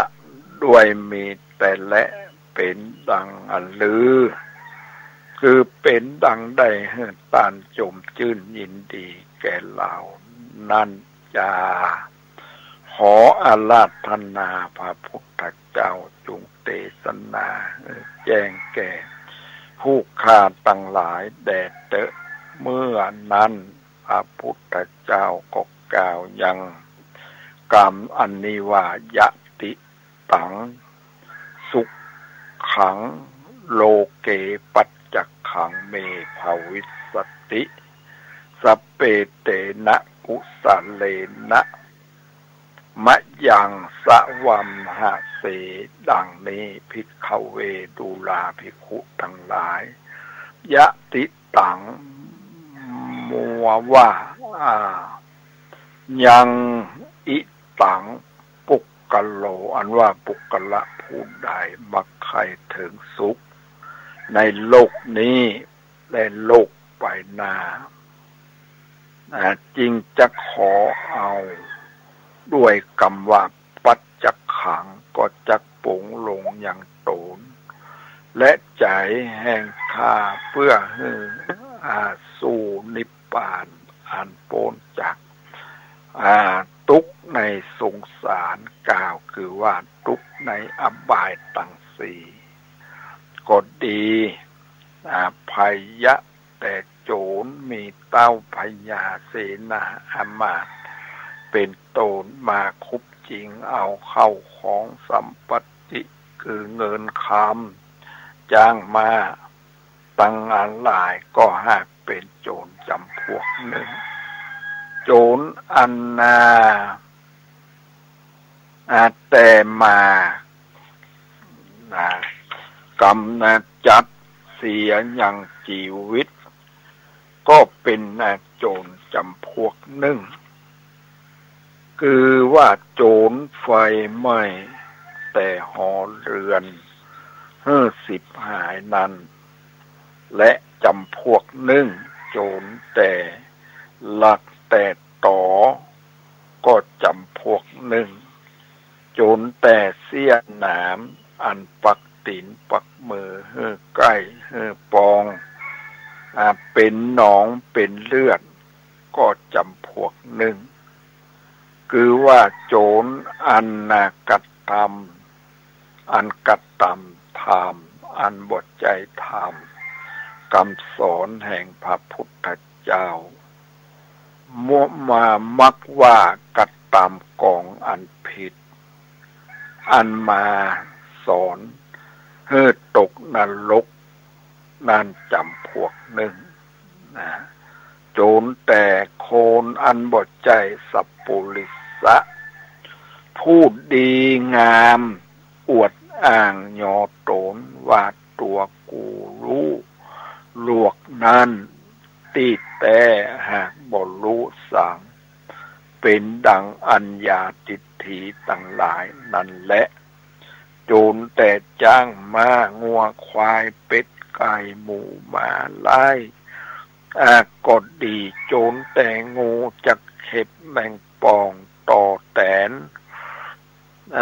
ตั้งหลายฝูงอันนั้นก็เป็นโจรเสี่ยงและปุกกละพูดใดใครโปนจากอย่างงานโจรตั้งหลายอันกล่าวมานี้ก็ให้จำเริญสวัสดิใหญ่ด้วยกัตถาวาทดังนี้สัตตลัตตนะสัมปันโนสมิทธินามเตจนาอันดังนี้ ไปใจก็หากจักโปนจะและอยู่ด้วยอายุมันยืนยาวในภาวะอันนี้ตลาบต่อเตาลอดในลับบานบ่อยากจะและปุกละผู้ใดใครถึงสุขในจาตินี้จาตินาก็ให้จำเริญด้วยกัตถาอันนี้ว่ายะติตังทิลังโลเกปัจจักขังเมภวิสสติยาจามิสะปะเตติไมหังอิทาวัลลังดังนี้ไปใจอย่าให้หลงลืมเตอะก็หากจักโปนจากโจรตั้งงามมวลฝูงนั้นจะและคือว่าโปนจากไผยะตั้งงาตั้งแต่จาตินี้จาตินาตลาบต่อเตาลอดในลับบานในตินตักสำนักพระอริยเมตไตรเจ้าบ่สงสัยจะและสะเจบุญนายักขยันตัดสะ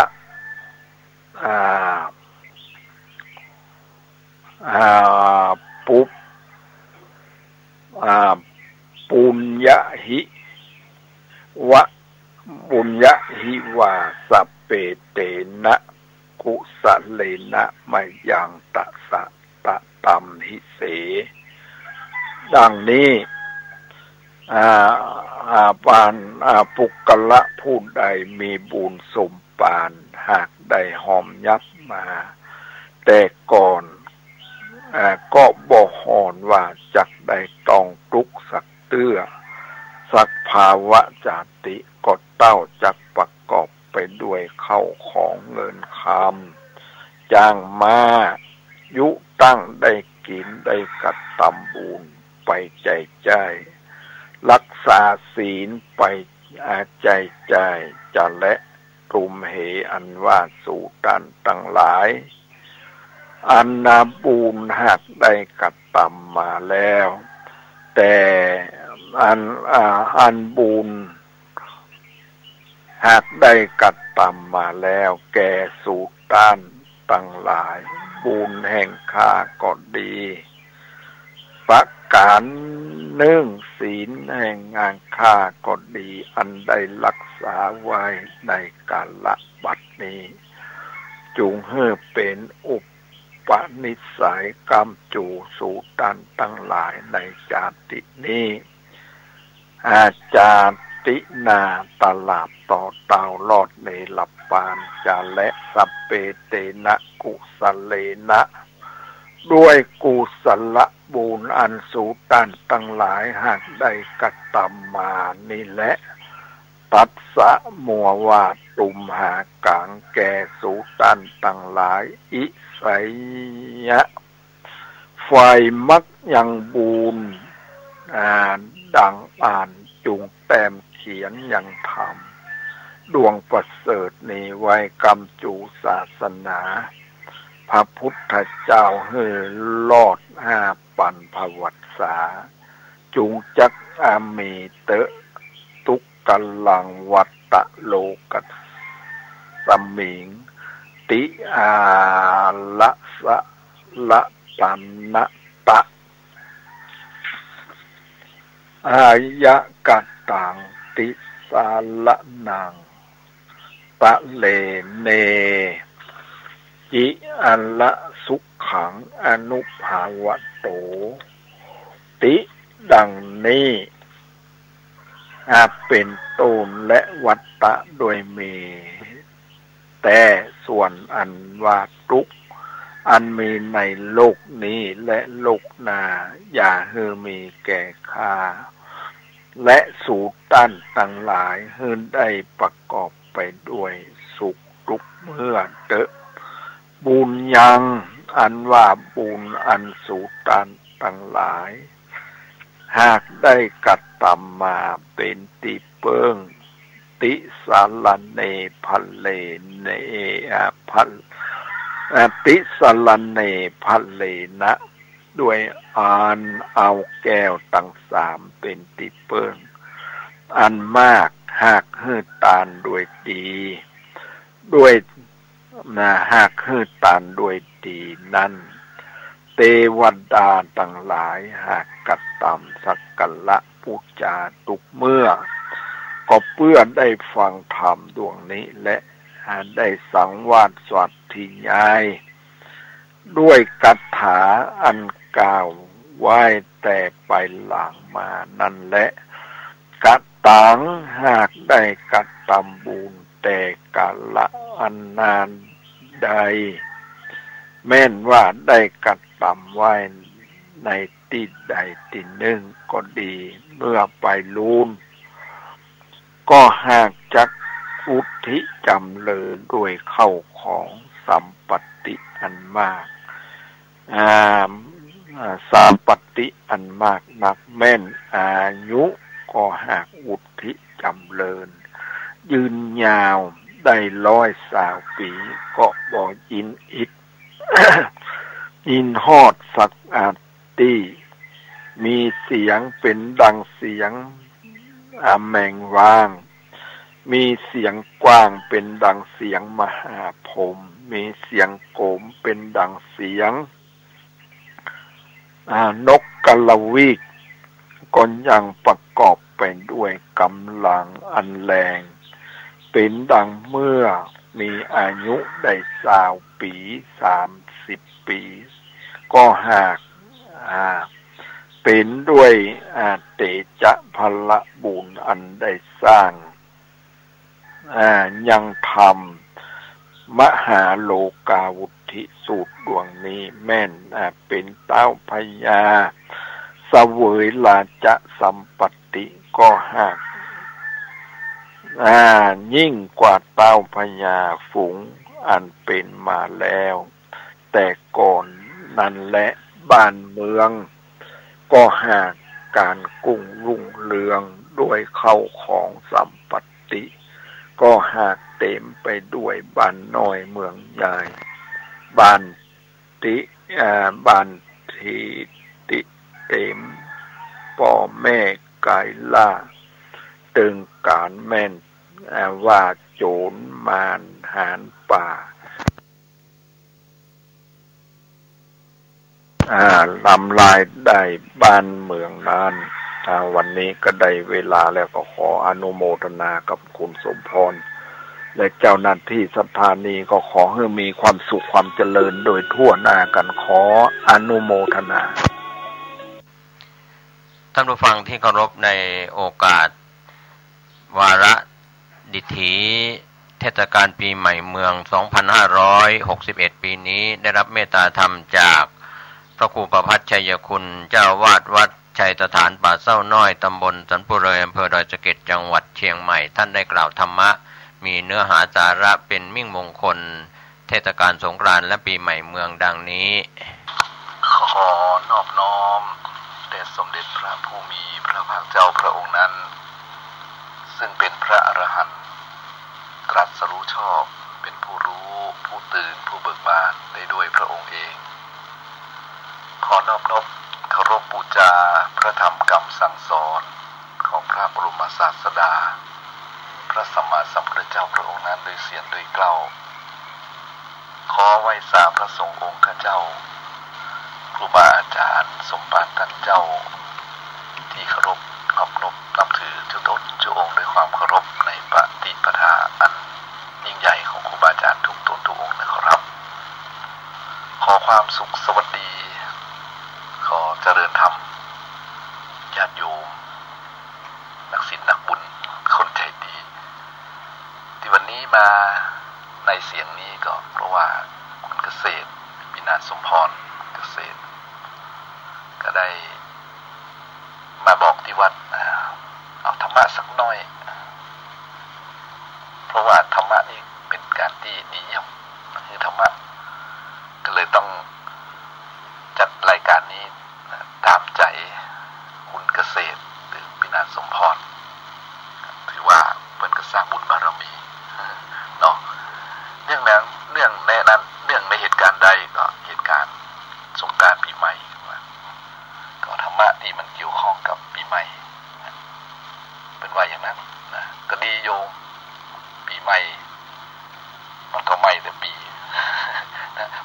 แต่ปี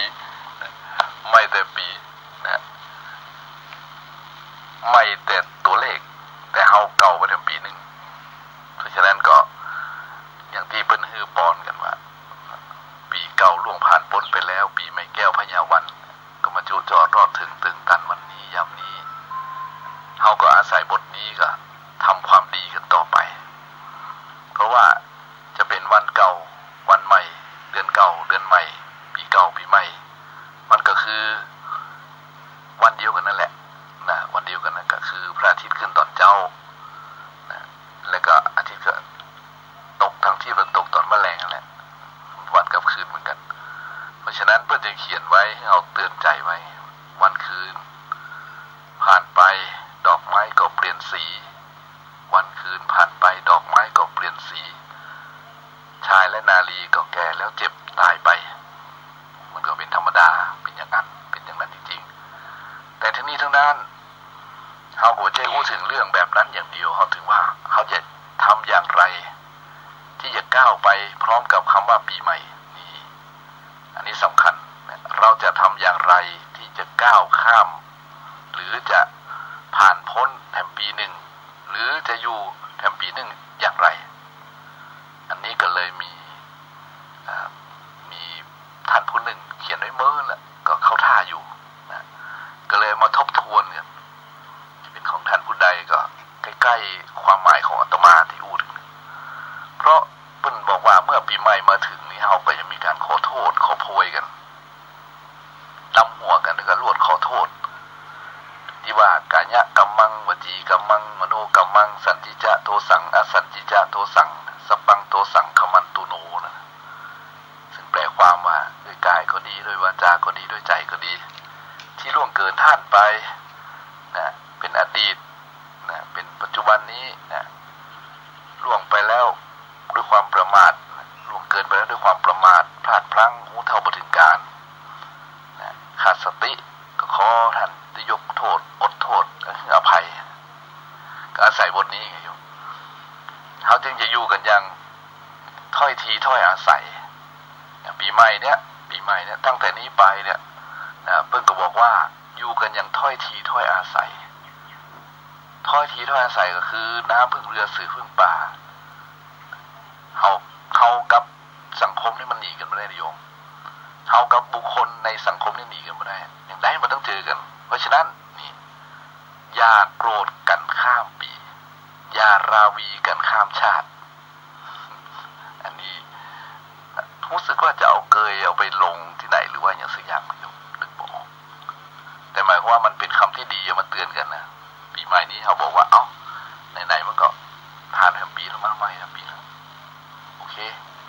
งั้นก็เราอยู่อย่างนี้นะจะไปโคตรกันข้ามปีจะไปราวีกันข้ามชาติเลยถ้ามันก็หมูจากโจบมันหมูจากโจบแต่เลยท่าน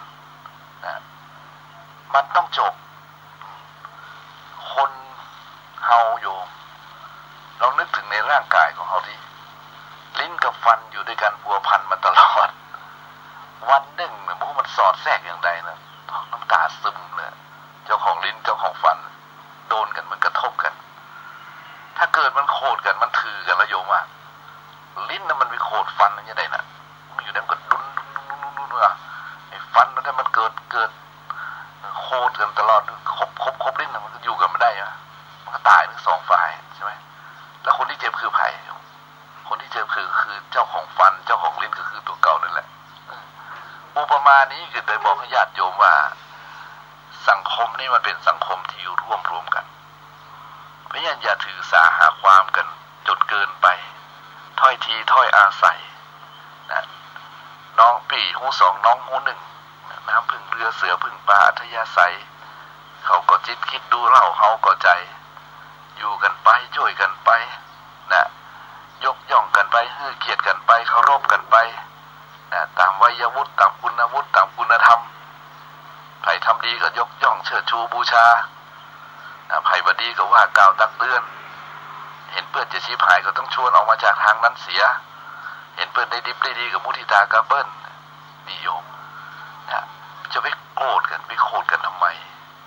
โคตรถ้ามันได้อย่างโยมธรรมถาม ได้ก็ตัวเก่านอนบ่หลับ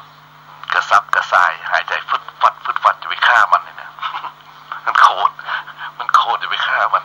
นะโยมเพราะฉะนั้นปีใหม่นี้ก็จะไปโคตรฆ่ากันเลยนะแล้วกันไปนะอย่าราวีกันข้ามชาติอันนี้ไม่ใช่ชาติไทยชาติลาวชาติเขมรชาติเลยนะอันนี้เขาก็หันอยู่บางทีก็ราวีกันข้ามชาติเขาไม่ได้เกี่ยวตรงนั้นแต่หมายว่า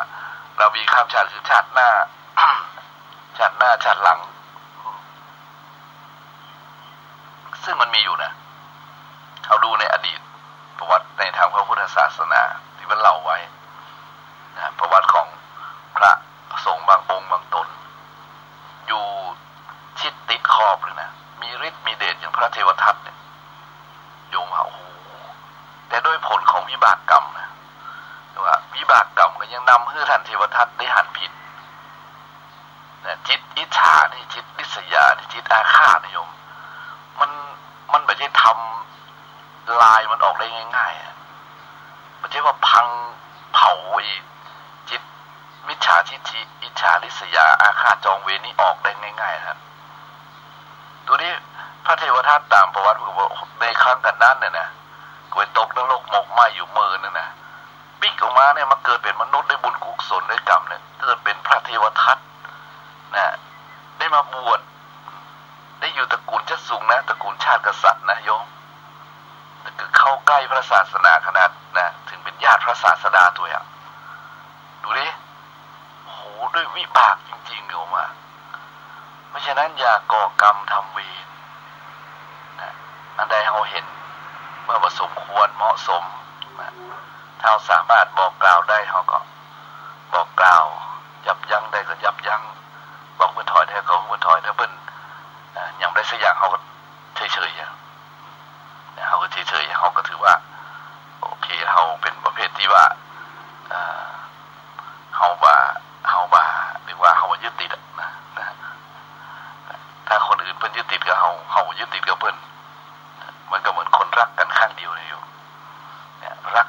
เขาข้างเดียวเหมือนเกลียวเชือกนะเขารักเราเผื่อเลือกหารู้ไหมนะเพราะฉะนั้นเราก็ต้องทำใจที่เราตกลงแล้วประเภทที่นี้แหละนายโยมเนาะประเภทที่หนึ่งนี่แหละดีที่สุดจะมาว่านะมีเมตตาจิตอย่าคิดอิจฉาพยาบาทจองเวรจองกรรมกันปีใหม่เพราะว่าปีไหนๆเนาะเอาทีนี้เมื่อปีใหม่มาถึงแล้วก็อย่าไปนั่งซึมเศร้าเหงาซกกกเหมือนคกบ่อต่ำเนี่ย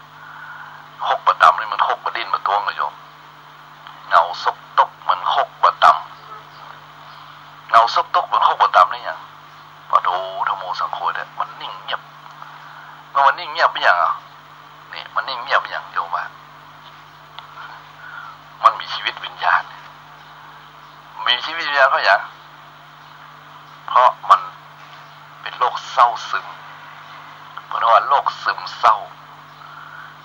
โรคซึมเศร้านี่เพราะอย่างเพราะมันไปผิดหวังในอดีตแต่มันไม่ยอมลืมไม่ยอมทิ้งไม่ยอมปล่อยไม่ยอมลืมไม่ยอมทิ้งไม่ยอมปล่อยความหลังทุกคนมีหมดเป็นว่าสตอรี่แต่เมื่อตกเทรนมันมีหมดเพราะฉะนั้นเมื่อมันมีหมดเนี่ยท่านถ้าคุณไปซึมเศร้าแล้วก็เหงาเศร้าโศกวิปโยคโหยหานะคิดว่าโอ้ยฉันหนอนะเสียดายนะมันน่าเลยนะโยมทั้งที่เรื่องราวมันจบสิ้นสุดยุติกันไปแล้วนะท่านก็ยังมานะปล่อยวางมาได้นะท่านก็ยังซึมเศร้าเหงาซวงนะท่านก็ยังเป็นบุคคลที่ยึดติดอยู่อยากจะให้ปัจจุบันย้อนไปอดีตอยากให้อดีตมาถึงเป็นอยู่อย่างปัจจุบันถามว่ามันทำได้ไหมมันทำมาได้ดอกเพราะสิ่งที่มันผ่านแล้วมันก็แล้วไปนะสิ่งที่มันล่วงไปแล้วมันก็ล่วงไปอย่างคำที่ว่าสังขารล่วงไปเนี่ยมันล่วงไปอย่างวันสังขารล่องเนี่ยความจริงสังขารล่องนี่คือสังขารล่วงถ้าเราแบบมองแบบพุทธศาสตร์เราบอกว่าสังขารคือร่างกายและจิตใจสังขารคือร่าง กายและจิตใจเมื่อวันเวียนเปลี่ยนไปมันก็ล่วงไปล่องไปล่วงไปล่องไปมันไม่เกี่ยวกับไอ้อย่างเลยโยมมันไม่เกี่ยวอย่างกันเลยฮะวันสังขารล่องเนี่ยมันก็ล่องทุกวันนั่นแหละวันนี้เขาก็ล่องมาถึงวันเนี่ยนะสมมติว่าวันนี้วันที่10เนาะมันก็ล่องมาถึงวัน11มันก็ล่องมาถึงวันมันก็ล่องมาทุกวันนั่นแหละสังขารก็ล่องมาทุกวันบ่มีวันใดเลยที่สังขารบ่ล่องถ้าคือสังขารนั้นคือนะถ้าสังขารนั้นคือร่างกายและจิตใจมันล่องไปทุกวันล่องไปด้วยอำนาจของการหมุนเวียนเปลี่ยนเนี่ยโลกหมุนรอบตัวเองและหมุนรอบดวงอาทิตย์นี่แหละนับเป็น365วันเท่ากับ1รอบเนี่ยเขาก็แก่ไปทำรอบล่วงไปทำรอบมันแหละเพราะฉะนั้นมันก็เป็นอีตลอดเวลาที่เขาเกิดมาก็เป็นอีแล้วเพราะโลกนี้มียุ่งนักกว่าเขาเพราะฉะนั้นบางครั้งบางสิ่งบางอย่างในอดีตที่ผ่านมาเขาอาจจะไปบันทึกในสิ่งที่มันพลาดที่มันผิดที่มันเป็นสิ่งที่ทำให้โอกาสหลุดลอยไปเนี่ยเขาเสียดายกินแหนงโยมบางทีมันเพราะว่าย้ำคิดย้ำทำย้ำคิดย้ำทำมันก็ซึมเศร้าเหงาสมกุ๊กเหมือนขกมาต่ำเลยที่ว่าเพราะฉะนั้นเราก็ต้องลืมตั้งใหม่ตั้งใจไว้นะโยมตั้งใจไว้อดีตแล้วไปแต่มาใหม่นี่สำคัญจะทำอย่างไรนี่จะทำอย่างไรนะเมื่อตั้งใจว่าจะทำอย่างไรแล้วก็นะคุณจะอยู่แบบไหนล่ะคุณจะรวยนะคุณจะเอาบุญคุณก็ต้องหาวิธีการจัดการกับตัวคุณจะไปแนวไหนก็อยู่ที่คุณจะขึ้นก็อยู่ที่คุณจะลงก็อยู่ที่คุณแหละก็คืออยู่ที่ตัวเฮานี่แหละแม่ก็โยว่ามันอยู่ที่ตัวเฮามันจะอยู่ที่เรียกว่าดินฟ้าอากาศมันอยู่เบิกขึ้นอยู่กับจันทรคติเบิกขึ้นอยู่กับสุริยคติอย่างเสียอย่างเบิกขึ้นกับวันเดือนปีนะนิยมมันเท่าคิดแบบนี้เนี่ยมันจะทำให้เฮานะมุ่งไปข้างหน้าอย่างมีเรียกว่าอย่างมีศักยภาพอย่างมีพลังแล้วเราต้องตั้งเป้าไว้โยมนะเราจะต้องไปถึงที่ตั้งหมายพยายามจะต้องอยู่ดีสบายให้ได้ปีแล้วเขารู้แล้วว่าทั้งปีนี้ไม่ได้อย่างเลยปีหน้าต้องเอาใหม่มีคนหนึ่งนะที่มันเอาลงทีวีไงเขาลงทีวีคือไปเก็บสตางค์ใส่กระปุกไว้วันเหรียญ2เหรียญวันน้อย2น้อยนะแล้วปีหนึ่งมาทุบกระปุกบอกว่านี่เป็นเงินแอลเขาถ้าเขากินแอลเขาก็เอามาใส่นี่เขากินแอลเขามาใส่ตรงนี้เขาเสี่ยงได้เขาสั่งนี้รู้สึกเป็นอาชีพประเภทเซลแมนอย่างสักอย่างถ้าจำผิดก็ขออภัยพอปีนึงเขามาทุบมันได้หลายแสนวะโยมว่าโยมจะมาก็เห็นเนาะช่างดีแท้เนาะมันให้เราคิดเลย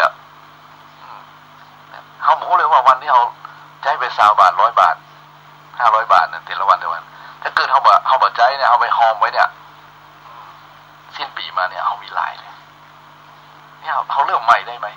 ถามว่าเริ่มใหม่ได้ไหมได้เพราะอย่างเพราะวันนี้ก็คืออดีตวันนี้ก็คืออนาคตขณะนี้ก็คืออดีตขณะนี้ก็คืออนาคตพอมันล่วงไปมันก็กลายเป็นอดีตเนาะอนาคตพูดมาถึงวันเดียวนี้อนาคตนั่นก็คือปัจจุบันนี่แหละเพราะฉะนั้นปัจจุบันก็คืออดีตปัจจุบันก็คืออนาคตอันเดียวกันโยมนะอยู่ตรงนี้มันมีทั้งอดีตปัจจุบันนี่นะมันก็มีทั้งอนาคตแต่เมื่อวันเวลาผ่านไปปัจจุบันก็กลายเป็นอดีตนะปัจจุบันก็เป็นอนาคตกับรถไปโยมนะอย่าท้อขอให้กำลังใจขอให้กำลังใจสู้ต่อไปนะสู้ต่อไปด้วยแรงแห่งศรัทธานะแรงแห่งความมุ่งมั่นนะมีสตินะมันต้องไปอายเรื่องทำกินทำอาชีพสุดที่นี่มันต้องทำอายมันจะเล็กจะน้อยจะด้อยจะต่ำมันต้องอายมันต้องอายทั้งเรื่องทำกินแล้วจะไปหมิ่นเงินน้อยนะจะไปหมิ่นเงินน้อยนะจะไปหมิ่นเงินน้อยเงินมันน้อยเดียวนะบางคนไปดูถูกดูหมิ่นเงินมันน้อยเดียวก็ถ้าขาดไปบาทมันก็ถึง100ใช่ไหมโยม99นะครับถ้าขาดไป100นึงมันก็บ่ครบ1,000ไง900อันเดียวกันเพราะฉะนั้นเราก็ต้องเริ่ม นี่อู้ให้กำลังใจโยมกำลังใจโยมเพราะฉะนั้นก็ขอฝากไว้ปีใหม่เฮาปีใหม่เมืองโยมเนาะและแถมอย่างนึงเพิ่นบอกว่าเป็นบอกอยู่กับปัจจุบันนะโยมเนี่ยอยู่กับปัจจุบันก็คือมีสติทำสมาธิพ่องอยู่กับปัจจุบันคือดึงจิตให้มาอยู่นะกับร่างกายนี้พ่องก็คือมันทำสมาธินั่นเองมันทำสมาธิอยู่กับปัจจุบันคือการทำสมาธิคือการอยู่กับปัจจุบันนะการอยู่กับปัจจุบันนี่นะคือมีสติอยู่เสมอเนี่ยไม่คิดถึงอนาคตเพราะอนาคตคือยังมาไม่ถึงแล้วก็ไม่คิดถึงอดีตก็แล้วไปละลงไปละเพราะฉะนั้นเราก็มาอยู่กับปัจจุบันเจริญสมาธิไปทุกวันเนี่ยทำสมาธิไปทุกวัน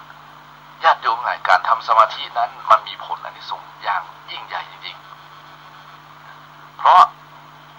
สมาธินี่มันทำให้เกิดปัญญาได้มันทำให้เกิดปัญญาได้จริงๆโยมไม่งั้นเมื่อคนมีปัญญาแล้วเนี่ยท่าน365 วันเนี่ยถ้าคนมีปัญญาทรัพย์ได้จะมาบอกอย่าง365 วันเนี่ยที่จะมาถึงเนี่ยเท่านับตั้งแต่15 เมษายนเป็นวันเถลิงศพเลยเนาะเริ่ม16 เมษายนถึง16 เมษายนปี61จน16 เมษายนถึง62เนี่ยปีนึงเนี่ยครบรอบไปนะแต่มาว่าถ้าเราทำอย่างที่มันนี่นะทำแต่แบบที่ว่านะฮะเราจะเห็นผลนะคือเราอยู่กับปัจจุบันอยู่เรื่อยๆทำสมาธิอยู่เรื่อย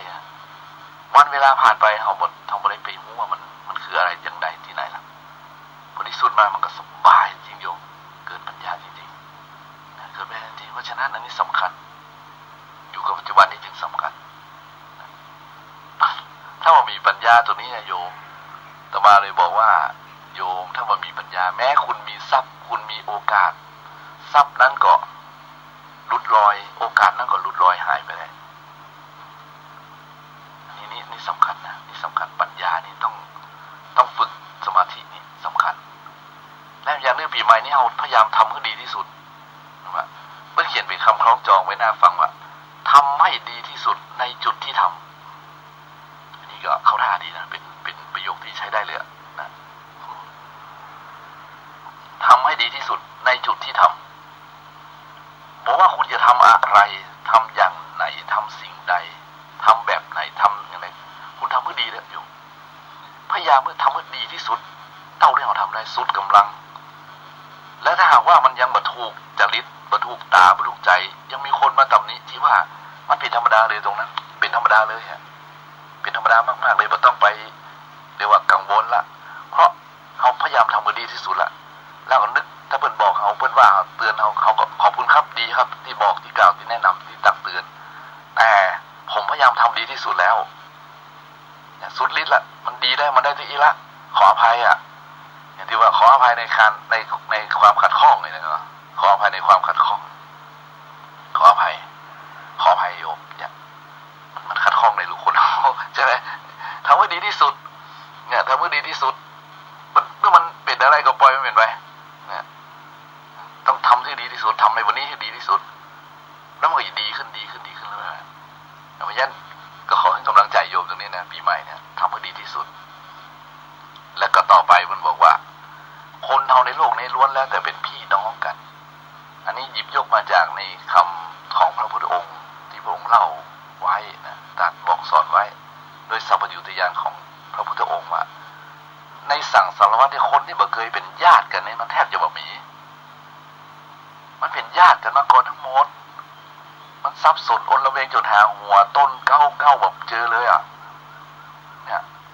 บางคนเคยเกิดเป็นพี่น้องกันก็เกิดเป็นพี่น้องกันแถมเคยเป็นผัวเมียก็เคยเป็นผัวเมียกันแถมเคยเป็นพ่อเป็นแม่เกิดเป็นพ่อแม่กันแถมเนี่ยบางทีก็กลับข้างจากแล้วคนนี้ไปเกิดเป็นพ่อคนนั้นญาตินี้มาเป็นลูกคนนี้เนี่ยเป็นพี่คนนั้นมาเป็นน้องคนนี้เขาก่อนเป็นพ่อใจมาเป็นแม่ยิงเป็นพ่อใจเป็นนักบวชมาเป็นเศรษฐีมาเป็นนักบวชโยมถ้ามันเป็นคนนี่ดีกะถ้ามันเป็นเดรัจฉานมันพูดตื่นแต่ว่า เฮาทั้งสองในคิดดีเฮาล้วนแล้วแต่เป็นพี่น้องกันเพราะฉะนั้นเฮาก็บอกว่าถ้าปีใหม่เนี่ยเรารักกันฉันพี่น้องได้ไหมเฮามารักกันฉันพี่น้องได้ก่อนรักกันฉันพี่น้องปรองดองกันเหมือนญาติบ่ขาดน้ำใจ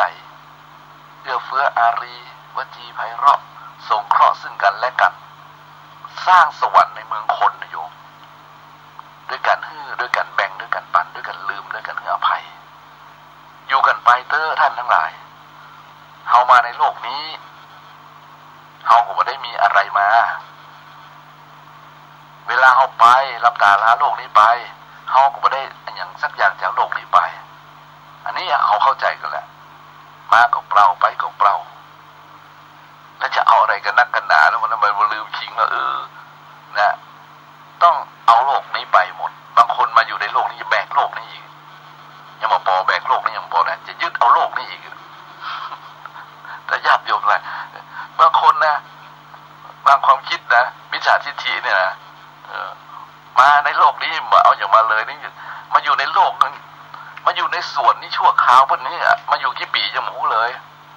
บุญที่มาอยู่กี่ปีจะหมูเลยแล้วก็ได้มาอยู่เนี่ยมันทึกทักเอาว่าสวนนี้เป็นของข้าโลกนี้คือสวนเนี่ยสวนนี้คือของข้าโลกนี้คือของข้า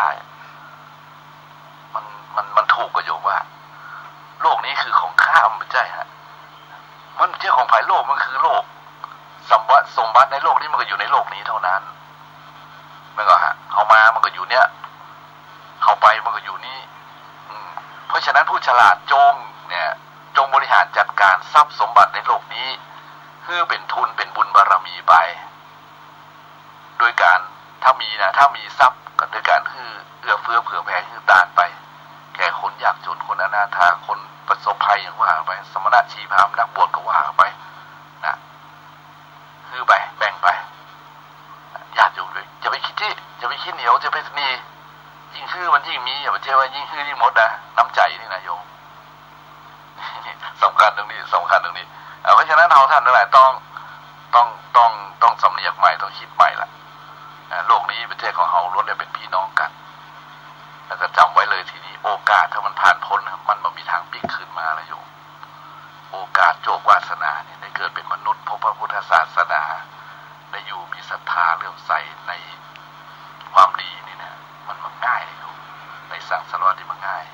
เพราะฉะนั้นก็ขอท่านหลายถือโอกาสเนี้ยปีใหม่เนี้ยทำความดีต่อไป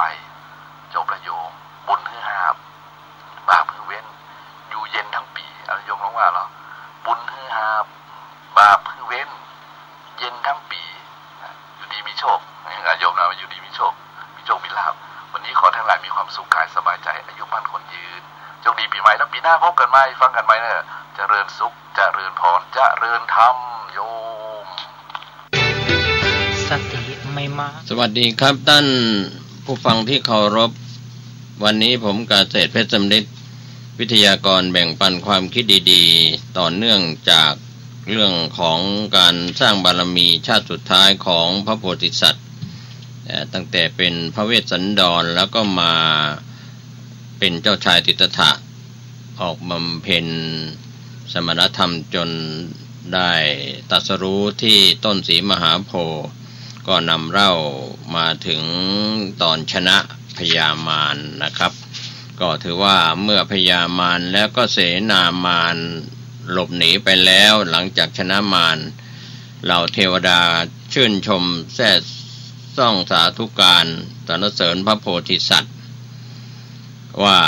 พระสิทธัตถะเป็นมนุษย์ยังสามารถชนะเทพบุตรหมู่มารได้พระโพธิสัตว์นี้จะเป็นศาสดาของมวลมนุษย์และเทวดาทั้งหลายอย่างแน่นอนในขณะนั้นนะครับท่านผู้ฟังพระอาทิตย์ยังไม่อัสดงยังไม่ตกไปพระโพธิสัตว์ก็ประทับนั่งบนรัตนบัลลังก์ด้วยพระทัยอันมั่นคงจิตเป็นสมาธิตั้งมั่นไม่หวั่นไหวจวบจนราตรีค่ำคืนมาถึงยามแรกก็เกิดปัญญาอย่างรู้ถึงชาติที่เคยเกิดมาแต่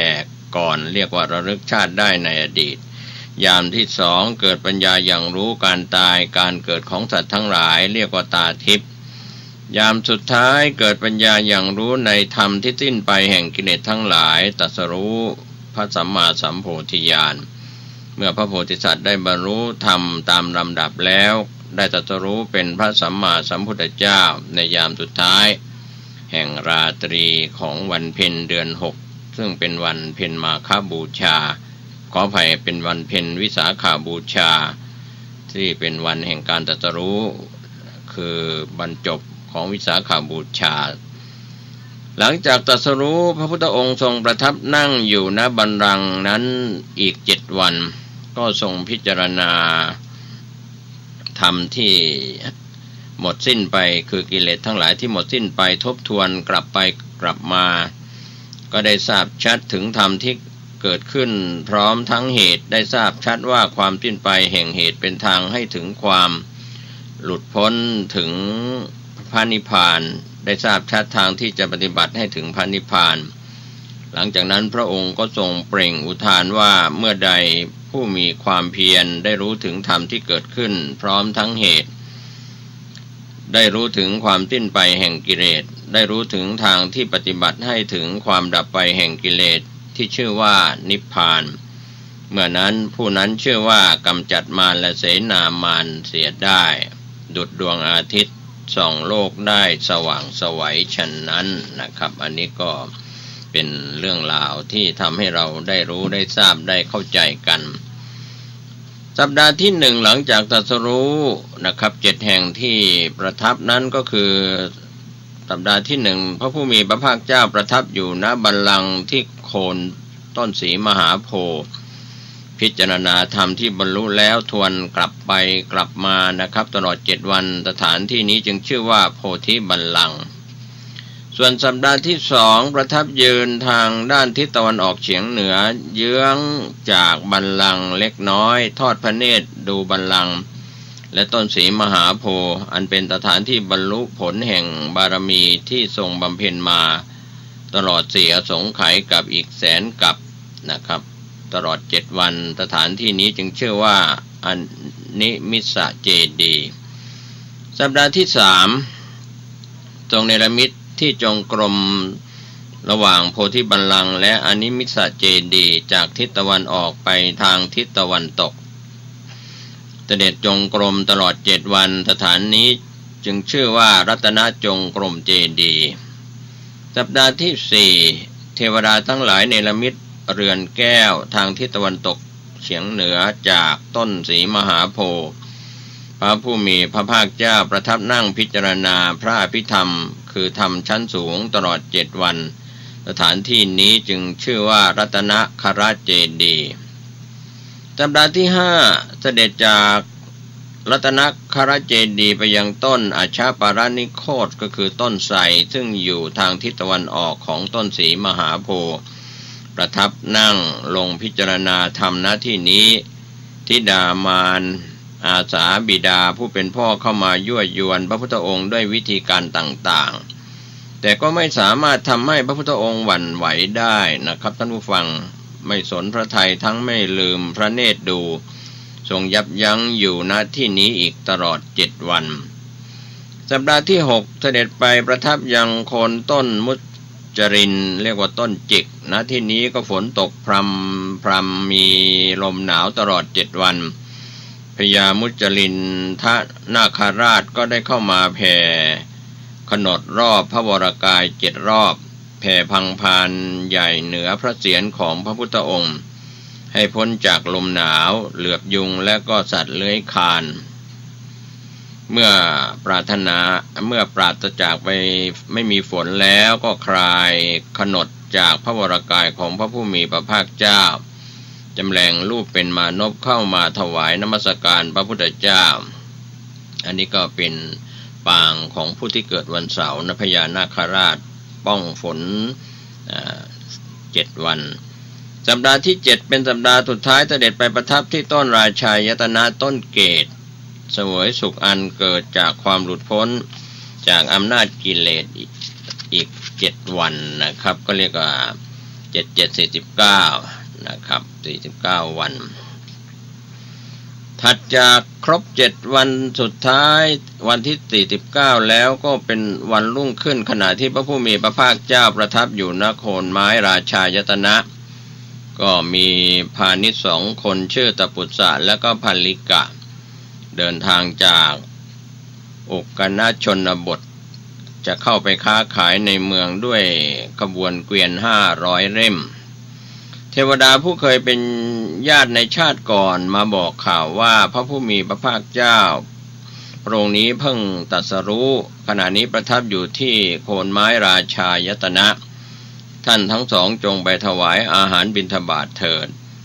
การได้บูชาพระพุทธองค์แรกตรัสรู้นี้จะเป็นประโยชน์และความสุขแก่ท่านทั้ง 2ตลอดกาลนาน2 พาณิชย์ตปุษะและพัลลิกะจึงเข้าไปเฝ้าพระพุทธองค์น้อมถวายสตุก้อนสตุผงเข้าตูนะครับเป็นชื่อของชาวอินเดียพระองค์ก็ทรงรับด้วยบาตรที่ท้าวมหาราชทั้ง 4นำมาถวายเสวยแล้วก็อนุโมทนาพาณิชย์ทั้ง 2บังเกิดความเลื่อมใสได้กราบทูลพระผู้มีพระภาคเจ้าว่าข้าพระพุทธเจ้าทั้ง 2ขอถึงพระพุทธเจ้าและพระธรรมเจ้าเป็นสรณะเวลานั้นยังไม่มีพระสงฆ์นะครับท่านผู้ฟังก็ขอพระองค์โปรดถือว่าข้าพระพุทธเจ้าทั้ง 2เป็นอุบาสกถึงพระพุทธเจ้าถึงพระธรรมเป็นที่พึ่งนับตั้งแต่บัดนี้เป็นต้นไปก็ถือว่าตปุษะและก็พัลลิกะ2อุบาสกนี้ได้ชื่อว่าเป็นอุบาสกคู่แรกในพระศาสนานี้ก็ในส่วนของพระวินัยปิฎกยังกล่าวถึงพระผู้มีพระภาคเจ้าได้ประทานพระเกศาธาตุผมแก่ตปุษะและพัลลิกะพาณิชย์ทั้ง 2นั้นเมื่อได้รับก็ดีใจมากบรรจุพระเกศาธาตุของพระพุทธเจ้าไว้ภายในพระอบทองคำถวายบังคมพระผู้มีพระภาคเจ้าแล้วก็เดินทางต่อไปนำเอาพระเกศาธาตุไปบรรจุในพระเจดีย์ที่เมืองขออภัยอสิตัญชนะนะครับเมืองอสิตัญชนะอันเป็นบ้านเกิดของทั้ง 2นะครับคือตปุษะและพัลลิกะครับเมืองอสิตัญชนะนะครับเมื่อพาณิชย์ทั้ง 2หลีกไปแล้วพระบรมศาสดาเสด็จจากราชายตนะก็ไปยังอัชฌปารานิโคตต้นไทรที่นี้ก็บังเกิดปริวิตกว่าธรรมที่เราบรรลุนี้สุขุมลุ่มลึกประณีตยากแก่เราสัตว์ที่ถูกอวิชชาครอบงำจะรู้แจ้งด้วยปัญญาของตนเองได้หากแสดงแล้วสัตว์เหล่านี้ไม่รู้ทั่วถึงธรรมเหล่านี้ก็จะไม่เป็นประโยชน์แก่สัตว์โลกทรงพิจารณาดังนี้แล้วก็มีพระทัยน้อมไปในทางที่จะไม่แสดงธรรมที่พระองค์ตรัสรู้นั้นนะครับก็เรียกว่าทรมานพระวรกายมา6 ปีแล้วกว่าจะได้บรรลุเดินทางสายกลางมัชฌิมาปฏิปทากว่าจะได้บรรลุพระสัมมาสัมโพธิญาณในครั้งนั้นนะครับท่านผู้ฟังท้าวสหัมบดีพรหมซึ่งอยู่ที่พรหมโลกทราบความดำริของพระผู้มีพระภาคเจ้าว่าจะไม่แสดงธรรมแก่สัตว์โลกจึงนำท้าวสักกะคือพระอินทร์และก็ท้าวสุยามะท้าวสันดุสิตท้าวนิมมานรดีท้าวปรนิมมิตวสวดีและก็ท้าวมหาพรหมไปเฝ้าพระผู้มีพระภาคเจ้าทูลอาราธนาขอให้พระพุทธองค์ทรงแสดงธรรมเพราะสัตว์โลกที่มีปัญญายังมีอยู่เมื่อพระผู้มีพระภาคเจ้าสดับคำอาราธนาแล้วก็ทรงพิจารณาสัตว์โลกด้วยพุทธจักษุตาทิพย์ของพระองค์ก็เห็นสัตว์ทั้งหลายบางพวกสอนให้รู้ได้ง่ายบางพวกสอนให้รู้ได้ยากเปรียบเสมือนดอกบัว4 เหล่าบางดอกเพิ่งงอกจากเง่าก็ตกเป็นอาหารของสัตว์ในท้องน้ำบางดอกเจริญแล้วแต่ยังอยู่ภายใต้ผืนน้ำบางดอกโผล่ขึ้นสูงเสมอผิวน้ำแล้วบางดอกก็โผล่พ้นผิวน้ำพร้อมที่จะบานรับแสงตะวันครั้นพิจารณาดังนี้แล้วนะครับจึงรับคำอาราธนาของเหล่าพรหมทั้งหลายพระบรมศาสดารับคำอาราธนาของท้าวมหาพรหมแล้วก็ทรงพิจารณาว่าจะแสดงธรรมกันแรกแก่ผู้ใดก็ระลึกนึกถึงอาราธดาบทและอุทกดาบททั้ง 2 ที่พระองค์เคยเข้าไปศึกษาในตอนแรกนะครับก็ทราบว่าทั้งสองนั้นสิ้นชีวิตไปแล้วจึงระลึกถึงปัญจวัคคีย์ทั้งห้ามีโกณฑัญญะวัปปะพัทธิยะมหานามะและก็อัสสชิที่เคยดูแลอุปถากพระองค์เมื่อครั้งทรงบำเพ็ญเพียรณอุรุเวลาเสนานิคมด้วยหวังจะรู้ธรรมตามซึ่งในระยะนั้นปัญจวัคคีย์ไม่เข้าใจความดำริของพระโพธิสัตว์ก่อนตรัสรู้ที่กลับมาเสวยอาหารเหมือนเดิมก็เข้าใจว่าพระองค์ทรงคลายความเพียรเสียแล้วต่างก็พากันละทิ้งพระโพธิสัตว์ไว้แต่ลำพังพากันเดินทางไปยังป่าอิสิปตนมฤคทายวันกรุงพาราณสีเมื่อพระผู้มีพระภาคเจ้าระลึกถึงปัญจวัคคีย์ก็ทรงทราบว่าขณะนี้อยู่ที่กรุงพาราณสีเช้าขึ้นมาก็เสด็จจากอุรุเวลาเสนานิคมเดินทางถึงป่าอิสิปตนมฤคทายวันในเย็นวันเดียวกันนั่นเองนะครับก็ถือว่าเป็นวันขึ้น14ค่ำเดือน8อาสาฬหะพระพุทธองค์เสด็จดำเนินไปยังกรุงพาราณสีเป็นระยะทาง18โยชน์โยชน์หนึ่งก็ถ้าเทียบปัจจุบันก็คือ16กิโลเมตรนะครับทรงพบกับอุปการชีวกในระหว่างทางอุปการชีวกก็ทูลถามว่าอาวุโสอินทรีย์ของท่านผ่องใสยิ่งนักท่านบวชอุทิศผู้ใดใครเป็นศาสดาของท่านพระผู้มีพระภาคเจ้าก็ตรัสตอบว่าศาสดาของเราไม่มีเราตรัสรู้เองโดยชอบเราเป็นพระสัมมาสัมพุทธะจะไปยังแคว้นกาสีเพื่อประกาศธรรมให้เป็นไปพระผู้มีพระภาคเจ้าตรัสดังนี้แล้วอุปการชีวกก็ทูลว่าท่านควรได้ชื่อว่าอนันตชินคือเป็นผู้ชนะไม่มีที่สุดอุปการชีวกก็กล่าวดังนี้แล้วก็แยกทางหลีกไปเมื่อพระพุทธองค์เสด็จมาถึงป่าอิสิปตนมฤคทายวันแล้วปัญจวัคคีย์แลเห็นแต่ไกลนัดหมายกันว่าพวกเราไม่พึงอภิวาทไม่พึงลุกขึ้นต้อนรับไม่พึงรับบาตรครั้นพระองค์เสด็จมาใกล้ปัญจวัคคีย์เห็นพระวรกายของพระองค์ผ่องใสลืมสัญญาที่พูดตกลงกันไว้ต่างลุกขึ้นต้อนรับรูปหนึ่งรับบาตรรูปหนึ่งปูอาสนะรูปหนึ่งจัดหาน้ำล้างพระบาทรูปหนึ่งจัดตั้งรองพระบาทรูปหนึ่งนำผ้าเช็ดพระบาทเข้าไปถวายพระผู้มีพระภาคเจ้าพระองค์ประทับนั่งบนอาสนะแล้วตรัสกับปัญจวัคคีย์ทั้ง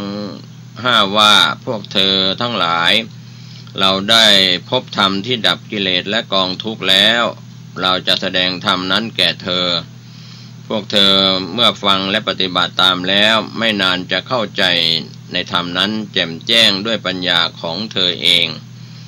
ปัญจวัคคีย์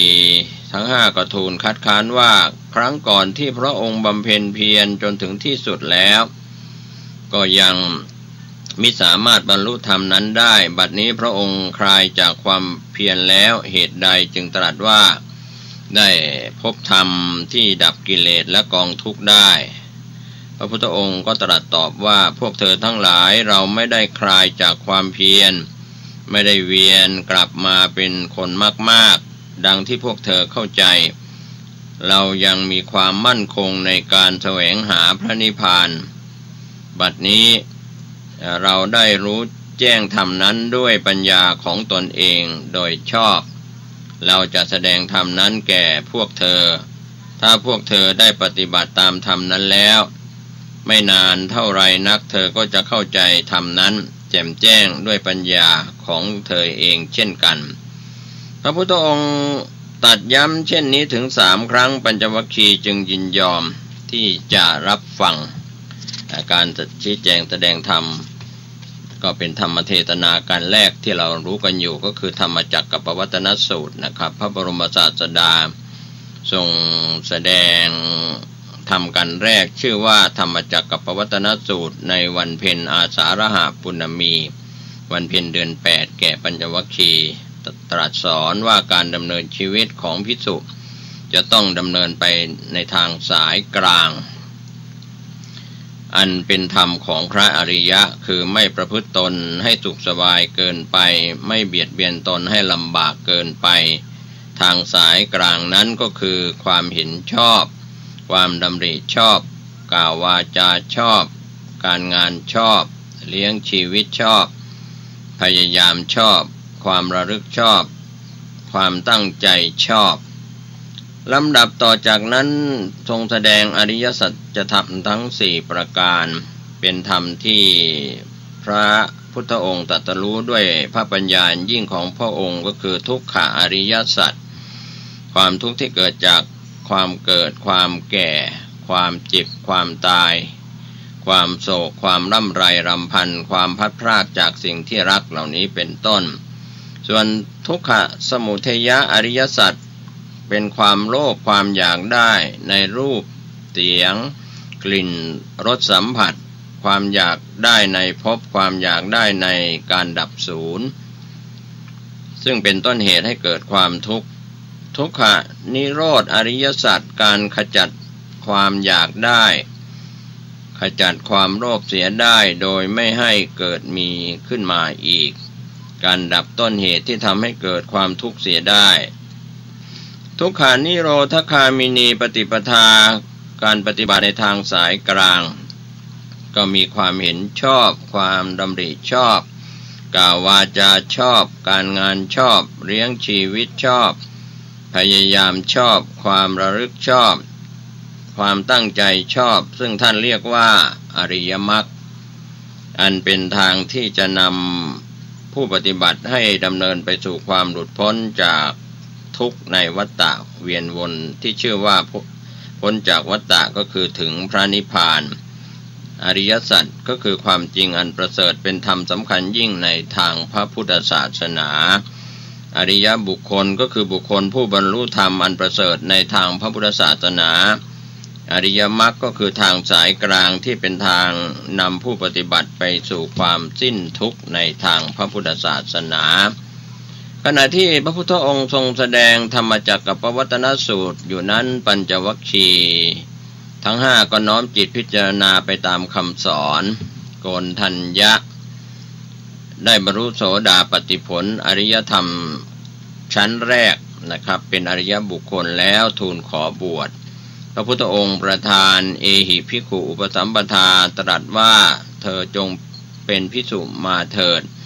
ธรรมเรากล่าวดีแล้วเธอจงประพฤติพรหมจรรย์เพื่อทำที่สุดแห่งทุกข์โดยชอบเถิดพร้อมกับพระดำรัสของพระผู้มีพระภาคเจ้าโกณฑัญญะก็อยู่ในสภาพของการเป็นภิกษุทันทีเป็นผู้ปรงผมและหนวดมีบริขาร8พร้อมคือไตรจีวรบาทมีดเข็มประคตเอวผ้ากรองน้ำสำรวมอิริยาบถยืนถวายบังคมพระบรมศาสดาอยู่นะครับจึงได้ชื่อว่าเป็นพระสงฆ์องค์แรกในพระธรรมวินัยของพระผู้มีพระภาคเจ้าก็คือพระอัญญาโกณฑัญญะวันนั้นเป็นวันที่มีพระรัตนตรัยทั้ง3บังเกิดขึ้นในโลกคือพุทธรัตนะรัตนะคือพระพุทธเจ้าธรรมรัตนะรัตนะคือพระธรรมสังฆรัตนะรัตนะคือพระสงฆ์ในวันต่อมานะครับท่านผู้ฟังพระพุทธองค์ทรงประทานโอวาทแก่ปัญจวัคคีย์ที่เหลือมีวัปปะภัตติยะมหานามะและก็อัสสชิก็ได้บรรลุโสดาปัตติผลโดยลำดับทูลขอบวชพระพุทธองค์ก็ทรงประทานโดยเอหิภิกขุอุปสัมปทาโดยในเดียวกันกับพระอัญญาโกณฑัญญะหลังจากพระปัญจวัคคีย์ได้บรรลุธรรมชั้นแรกแล้วพระพุทธองค์ก็ทรงแสดงอนัตตลักขณสูตรตรัสสอนพระปัญจวัคคีย์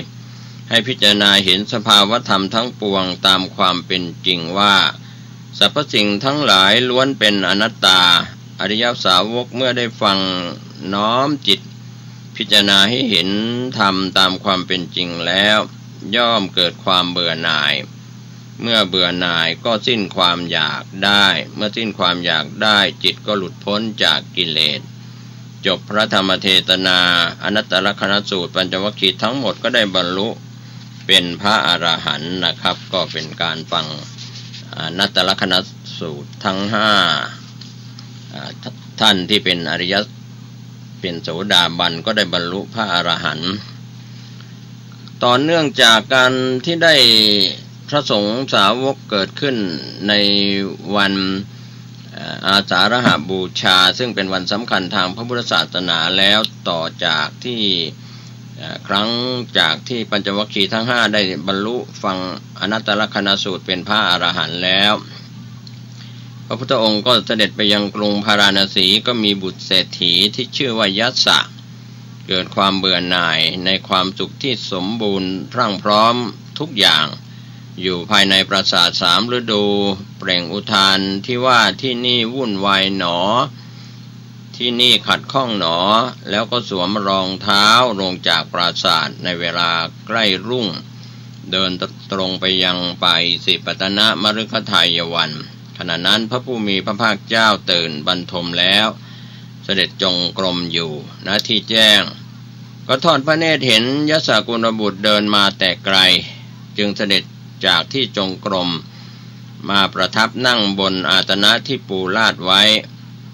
ยศกุลบุตรเปล่งอุทานว่าที่นี่วุ่นวายหนอที่นี่ขัดข้องหนอ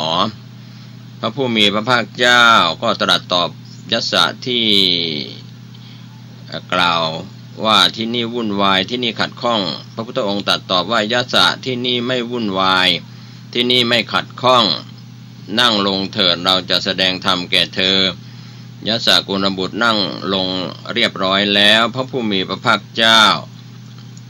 ทรงแสดงอนุปุพพิกถามีเรื่องของทานเรื่องของศีลเรื่องของสวรรค์เรื่องของโทษของกามเรื่องอานิสงส์ของการออกบวชแล้วก็ทรงแสดงอริยสัจสี่ให้กับยศกุลบุตรได้บรรลุธรรมชั้นแรกเป็นโสดาบันบุคคลนะครับก็เป็นเรื่องราวที่ยศกุลบุตรได้ฟังธรรมแล้วได้บรรลุโสดาบันครั้นรุ่งเช้าบิดามารดาไม่พบยศกุลบุตรบนปราสาทก็ให้คนออกตามหาบิดาเดินไปตามจนถึงป่าอิสิปตนมฤคทายวันขณะที่พระบรมศาสดาทรงแสดงธรรมแก่บิดายศก็พิจารณาตามธรรมที่พระพุทธองค์ทรงแสดงก็ได้บรรลุเป็นพระอรหันต์ในขณะที่พระพุทธองค์ทรงแสดงธรรมกับผู้เป็นพ่อของยศแล้วก็ทูลขออุปบวชพระพุทธองค์ทรงประทานเอหิภิกขุอุปสัมปทาภายหลังมารดาและก็อดีตภรรยาของพระยศก็ได้บรรลุธรรมแสดงตนเป็นอุบาสิกาพูดถึงพระรัตนตรัยเป็นสรณะตลอดชีวิตของทั้ง2 คนชื่อว่าเป็นอุบาสิกาที่ถึงพระรัตนตรัยได้เป็นอุบาสิกาคู่แรกในพระศาสนาเป็นสรณะตลอดชีวิตทั้ง2 คนนะครับก็เป็นเรื่องราวที่นำเล่าให้ท่านผู้ฟังได้แบ่งปันความคิดดีๆนะครับก็เป็นเรื่องราวที่เกี่ยวข้องกับการบรรลุพระสัมมาสัมโพธิญาณของพระพุทธเจ้าจนได้โปรดสัตว์จากการรัตนาของท้าวสหัมบดีพรหมแล้วก็ได้แสดงธรรมกับปัญจวัคคีย์ทั้ง5มีพระอัญญาโกณฑัญญะเป็นพระอริยสงฆ์องค์แรกนะครับก็นำเล่ามาถึงตอนนี้เวลาของรายการหมดลงผมเกษตรเพชรสำริดวิทยากรก็ขอบคุณสาธุการอนุโมทนากับท่านผู้ฟังทุกรูปทุกนามได้มีโอกาสปฏิบัติวิปัสสนากรรมฐานบรรลุมรรคผลนิพพานโดยทั่วหน้ากันสวัสดีครับสวัสดีครับท่านผู้ฟังที่เคารพการแบ่งปันความคิดดีๆวันนี้ผมเกษตรเพชรสำริดผู้ดำเนินรายการก็นำเรื่องราวพุทธกิจ45 พรรษานำเสนอกันผ่านพ้นไปจนถึงการอยู่จำพรรษาของพระพุทธเจ้าระหว่างพรรษาที่21ถึง45ก็นำเล่ากันไปให้ท่านได้รู้ได้ทราบกันถือว่าการศึกษาเรื่องราวในสมัยพุทธกาล 2,500 กว่าปีมาแล้วนะครับ ก็ในส่วนที่นำเล่ามาถึงคราวครั้งที่ผ่านมาพระผู้มีพระภาคเจ้าประทับอยู่ที่กรุงราชคฤห์ตามความพอพระทัยแล้วก็เสด็จไปยังกรุงเวสาลีแคว้นวัชชีตามคำอาราธนาของเจ้าฤชวีมหาลิแล้วเสด็จกลับมายังกรุงราชคฤห์ประมาณปลายพรรษาที่2ต้นพรรษาที่3การก่อสร้างวิหารก็สำเร็จเรียบร้อยขนานนามว่าเชตวันวิหารเพื่อเป็นเกียรติแก่เจ้าเชษฐ์ผู้เป็นเจ้าของที่เดิมในที่ทุกแห่งจึงกล่าวว่าพระเชตวันวิหารอารามของท่านอนาถบิณฑิกาเศรษฐีอนาถบิณฑิกาเศรษฐีนั้นก็ส่งตัวแทนไปอาราธนาพระศาสดาเพื่อถวายพระเชตวันวิหารพร้อมกันนั้นก็จัดเตรียมพิธีการอย่างมโหฬารยิ่งใหญ่มีการถวายภัตตาหารแด่ภิกษุสงฆ์ภายในเรือนก็จัดเตรียมทานและทายธรรมจำนวนมากถวายเป็นประจำทุกวัน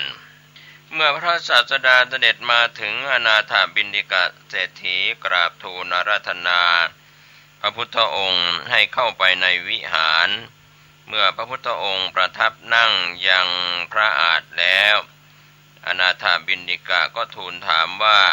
จะให้ข้าพระองค์ปฏิบัติต่อพระวิหารนี้เช่นไร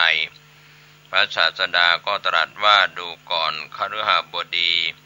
ท่านจงถวายแก่ภิกษุสงฆ์ผู้ที่มาจากทิศทั้งสี่ทั้งที่มาแล้วข่าวสารเพื่อการประชาสัมพันธ์ด้วยทางคณะสงฆ์คณะศรัทธาของวัดสายหินตำบลสุเทพอำเภอเมืองจังหวัดเชียงใหม่พร้อมใจกันจัดงานเพณีสงน้ำเจดีย์อธิธาตุท่านเจ้าคุณพระอภัยสารทาสังฆปาโมกข์ครูบาโสภาครบ187ปีปฐมสังฆราชาแห่งร้านนาไทยสมัยรัชกาลที่5และเป็นเจ้าคณะจังหวัดเชียงใหม่รูปแรกท่านเกิดวันอังคารที่12เมษายนพุทธศักราช2374มรณภาพวันอังคารที่21เมษายนพุทธศักราช2457ก็เป็นส่วนที่จะได้มีกิจกรรมงานประเพณีสงน้ำเจดีย์อธิธาตุกำหนดการประเพณีสงน้ำเจดีย์อธิธาตุพระอภัยสารทาสังฆปาโมกข์ในวันที่21เมษายน2561มีกำหนดการเวลา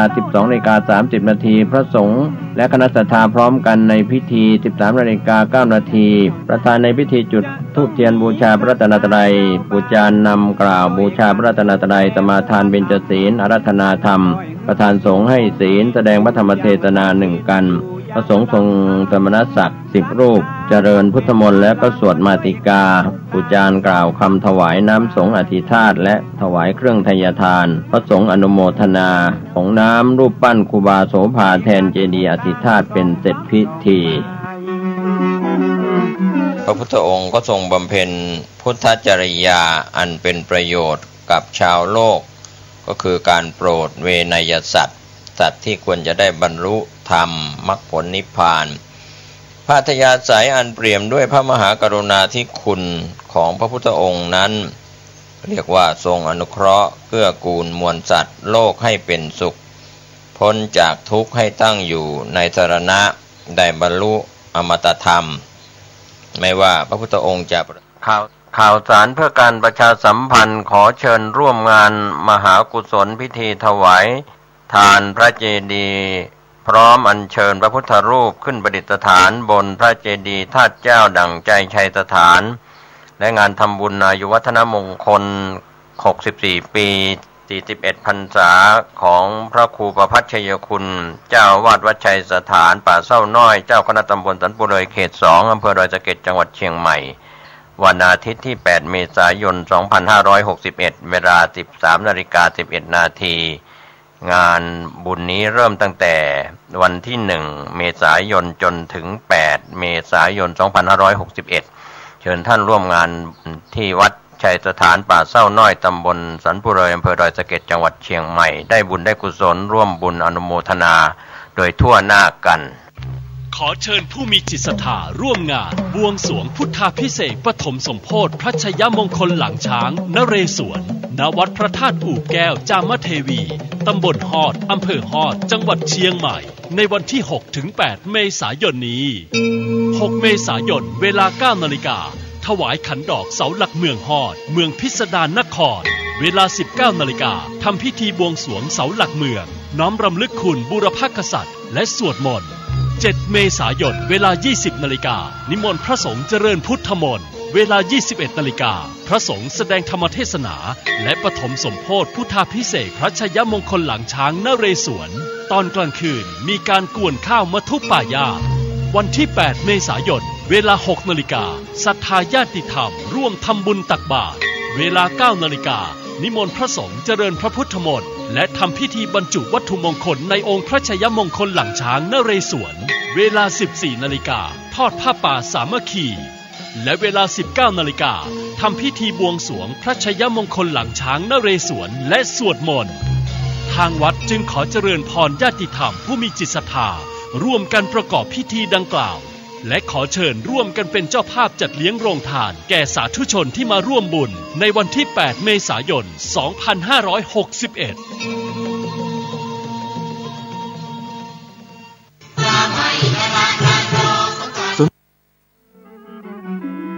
ข่าวสารเพื่อการประชาสัมพันธ์ด้วยทางคณะสงฆ์คณะศรัทธาของวัดสายหินตำบลสุเทพอำเภอเมืองจังหวัดเชียงใหม่พร้อมใจกันจัดงานเพณีสงน้ำเจดีย์อธิธาตุท่านเจ้าคุณพระอภัยสารทาสังฆปาโมกข์ครูบาโสภาครบ187 ปี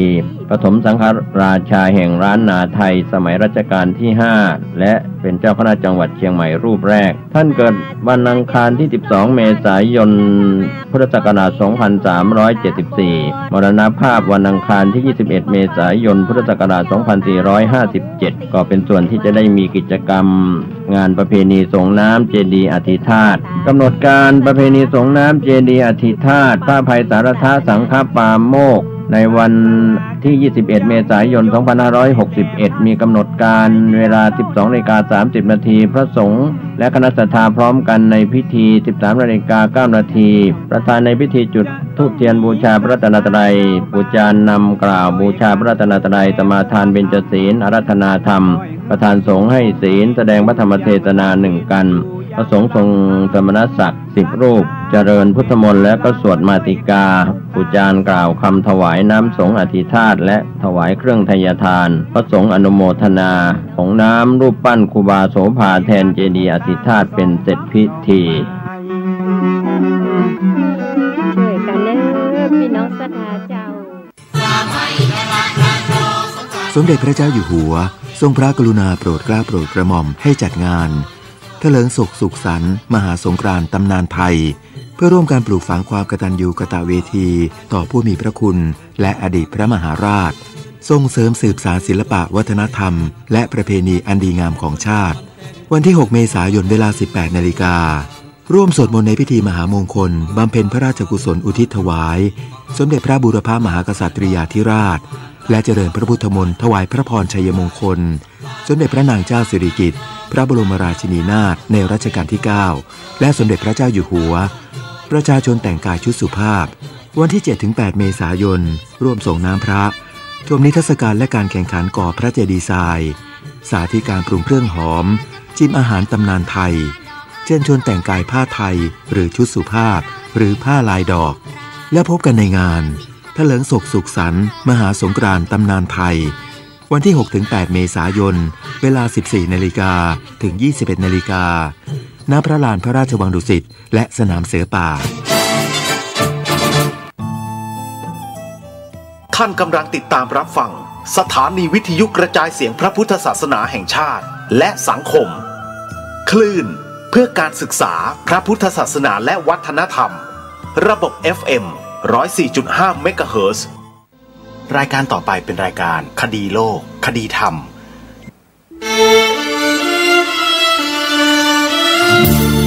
เ